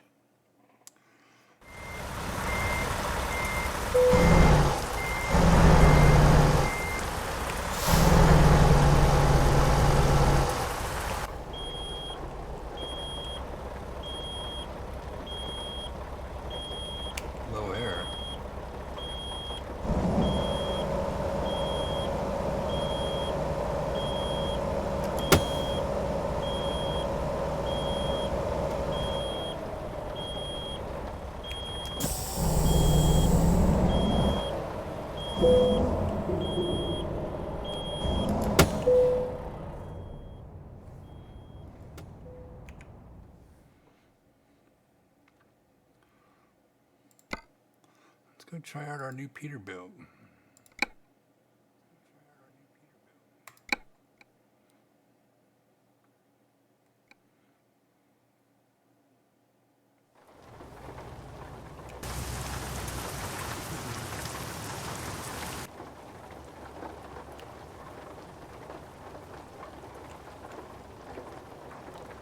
Nice.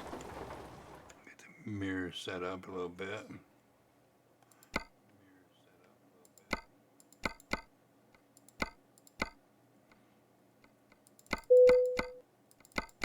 Seat back, seat forward.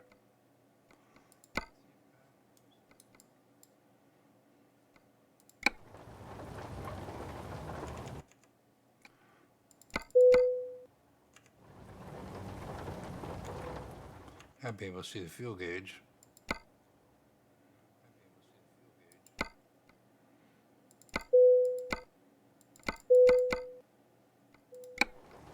There we go. I got set up right.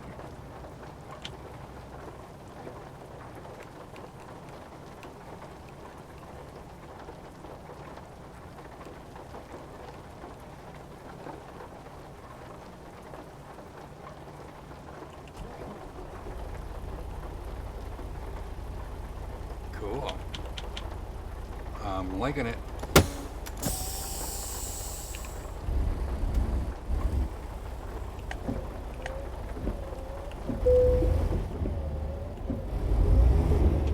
Sounds pretty badass.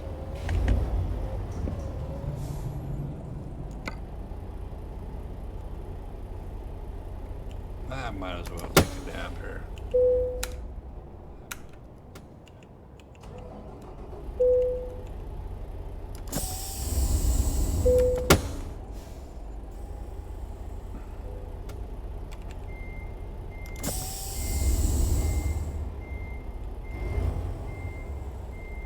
Back here to take a nap.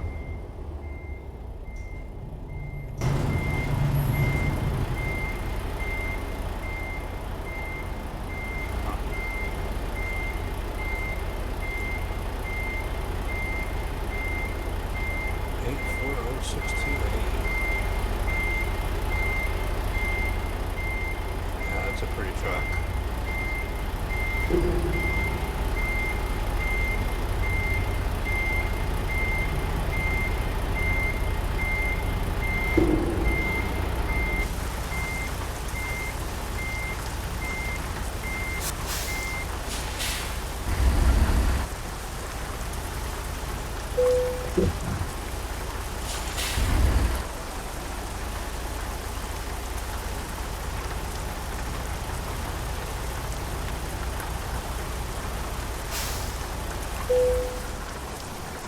There we go, get some rest.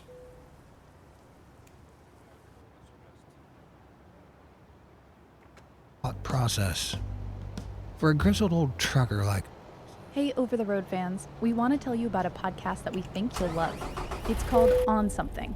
It's a look at the surprising ways legal cannabis affects people's lives around the U.S. Hey, over-the-road fans, we want to tell you about a podcast that we think you'll love. It's called On Something. It's a look at the surprising ways legal cannabis affects people's lives around the U.S. And it's not just for weed enthusiasts. It explores the truth about CBD, the aftermath of the war on drugs, and whether weed can be grown sustainably. And they just interviewed Willie Nelson, America's favorite pot smoker. Podcast Review calls On Something total pleasure listening, but with a lot of substance. And listeners on Apple Podcasts call it compelling, creative, and fascinating. Listen and subscribe to On Something from Colorado Public Radio and PRX on Apple Podcasts or at onsomething.org. It's Todd Dills from Overdrive Magazine, back with another Channel 19 special. Yeah, go ahead. Peterbilt 379. Kenworth W900D. Freightliner FLD. 2013 International. Freightliner FLD.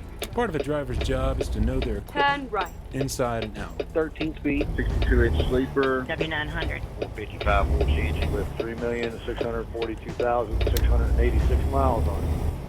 So today we'll be taking questions about engines, Gears, brakes, lights, and all else you Keep might right, want to know about the and truck then itself. turn right. Sounds like a Over the Peterbilt. years, I've been known to mostly ride and drive in a Peterbilt. Our guide today is Ingrid Brown, Hello. hailing from the Blue Ridge Mountains of North Carolina. Turn From right. Tennessee, North Carolina line. I've been a driver and an owner-operator and now company driver for 40 plus years. Okay, let's get into it. Go straight on. Hi, this is Elizabeth from San Antonio, Texas. I have a lot of questions about trucking. The first, I guess, is how many gears do you have? I drive a manual transmission myself, and I remember when I learned that someone told me that trucks have like 8.